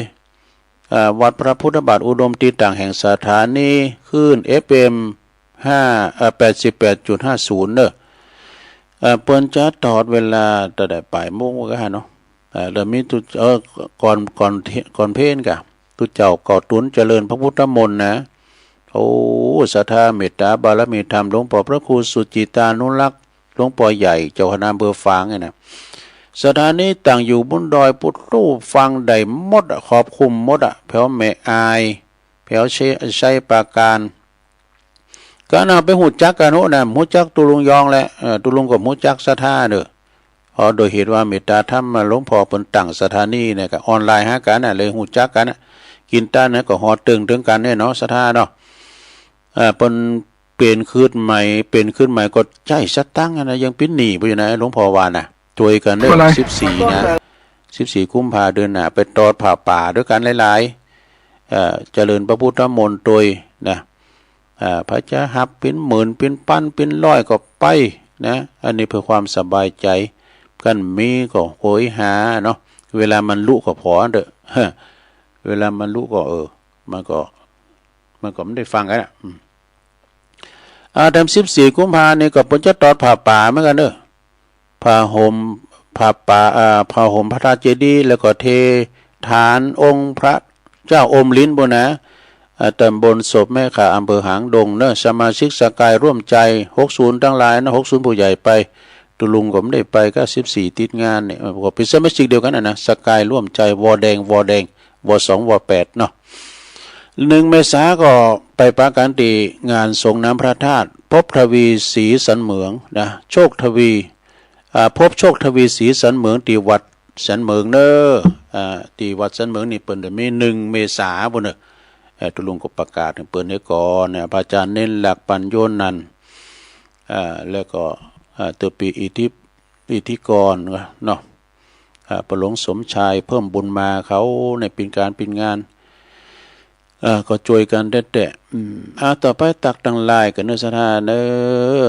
ตุปีนกน้อยนะศูนย์ปฏิบัติธรรมอำเภอดอยหลอดด้วยนะไม่ลงสายฝนจันคุณนะจากน้องผ่าขาวหลายปิงพระครูสมุวิสุวัตวรกิจโจแล้วก็มีโยมยุพินหอมมาลาพี่น้อยฟังจากสถานีฝายหินเนาะบรรจงกันทวงวันนี้ปีอ้ายไต้โหนะฟังอยู่ในตุสาธุโยงยุทธมานีวันนี่เพิ่นฟังถึงว่านะเพิ่นอยู่ปุ่นบ่อแห้วลำปางนะแล้วก็มีอุยสาวคุ้มตะวันเมืองวะปุ่นตยแล้วก็โยมโดยน้อยพัฒนาหนองหานสันสายบุญส่งจากลำปางไหวสาครับเนอะแล้วก็มีอันสุทันลือโลงเนอะไว้อันเจริญปอนเนอะพี่อ้ายใต้โหลือโลงสุทันแต่เกิดรถแดนอยู่กันวันนี้ฮะ แล้วก็แม่ครูธัญญาทองอิ่มเด้อจากกศน.โยมกนกพิชัยนานี่อันนี้จากปุ้นหอยงูในเด้อเมืองฝางปอบุญธรรมชัยกาดปอบุญธรรมแม่รัชนีชัยกาดอยู่หมูเปิงเด้อฟังอยู่เด้อตุลุงเนี่ยอันนี้เปิ้นปิ่นจาน7 ลิ้น แม่สิริทิบุญเลิศเนี่ยจบเอาละเปิดสายเลยเนาะศรัทธาจะเปิดสายก่อน0899556506เจริญปอน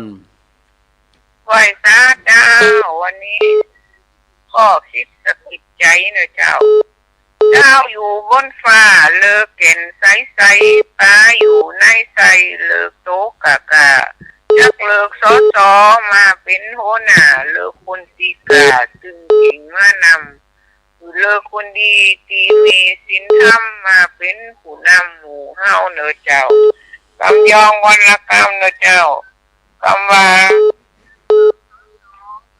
อยู่คนเดียวบอมๆเนอะเจ้าเนาะอะไรแปลว่าคุยอยู่คนเดียวหรือเปล่าเจ้าไหว้สาเจ้า0899556506เอิ้นไปตั้งหน้านุงสูงซ่องฝังแม่อายสบายกันดีเนาะเจริญปอนมาสการครับหลวงพ่อกฤษนะได้เวลาแล้วอาจารย์เลยพุทธอุทยานปางโมประเมินโดยกุมข้าวไหมวันนี้ไปก็ไปทุกวันนะไปทุกวันนะเนาะจังชีพด้วยกันบิณฑบาตรุดไปละเจริญปอนไหวสาเจ้านี่ในแก้วบันกอกด้วยเจ้าบันกอกมาแล้วเนาะเจ้าเนี่ยวันที่พอดีตื่นแต่ที่3ชัดเจนเลยเนาะชัดเจนเจ้า แต่แม่นี่ก็เดินท่านมกราเนี่ยรอบที่สี่เดี๋ยวนี่แหละ โอ้อยู่ดีไม่สุกกันเด้ออยู่ที่สุก ไม่ เป ได้ ลอด หน้า ภัย จะได้บอกนอนยาวนั่นเนาะหน้แล้วมาต่องานเจ้าคุณในบ้านกองทั้งสองศ โอ้ พ พี่อยู่ดีไม่สุกอ่ะจะอยู่ดีไม่สุกอ่ะเจริญปอน ให้สาเจ้าพงคำที่เกี่ยวกับทองฟังนะเจ้า โอ้หวยบ่อทองเนาะ เจ้า โอ้อาจารย์ส้มเพชรก็ไม่ได้อยู่ได้ย่างแล้วไม่ได้โทรหากัน ได้ดูนี่อย่างเป็นคนเดียวเนาะพ่อครูเป็นแบบสบายอยู่บ้านเจ้า เป็นเจ้าใส่ครูบานั่นน่ะ เจ้าพ่อครูบาเจ้า ถ้าถามว่าหลวงพ่อมานิดวางก็คือเพิ่นมาเฝ้าวัดพร้อมกันเด้อ เจริญปอนแล้วเจริญปอนติดแล้ว นั่นมันจะแก่เจ้า อยู่ตั้งใด ไม่ได้แลหลงเสกแต่ละปี ชัดเจนเด่นนะแม่เนาะ น่าเจนดี ดีได้อยู่ดีมีสุข หมุนเนาะเหมือนแหวนแม่เหมือนเนาะเดี๋ยวนี้ มนต์ฟังไปสามมนต์ก็ฟังไปเลยๆเนอะฟังไปติ๊กๆเจริญปอน ภาษาเจ้าทุลุงฟังอยู่เนอะจากลำพางมันไหลนักน้อยไม่น้อยเจ้า อันลำปางเนาะ เจ้าลำพางเจ้าชัดเจนดี ชัดเจนดีสาธุสาธุโอ้ปอถันนัดเขาฟังอยู่ก้า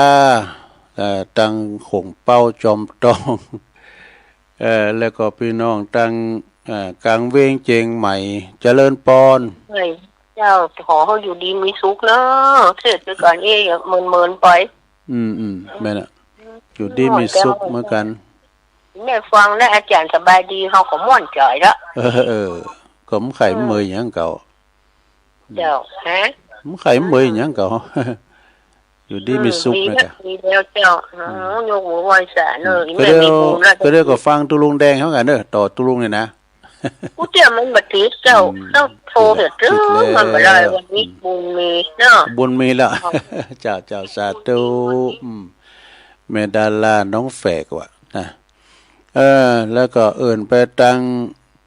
ปอเสียวซาปอเสียวไส้เขาเนาะ ที่เพิ่นฟังกันอยู่ผู้ก็มาป้ากันอยู่เนอะเอาละเนาะสถาตอนนี้ก็57แล้วตุลุงก็จะต้องออกรายการกันเนาะผูกปักกันใหม่เนาะสถาเนาะผูกปักกันใหม่วันนี้ก็นำรายการจากราชสถาผิดพลาดประการได้สุมาไปด้วยเนอะเจริญปอนจัตตารโอธรรมาวัฏันติอายุวันโนสุขังปะลา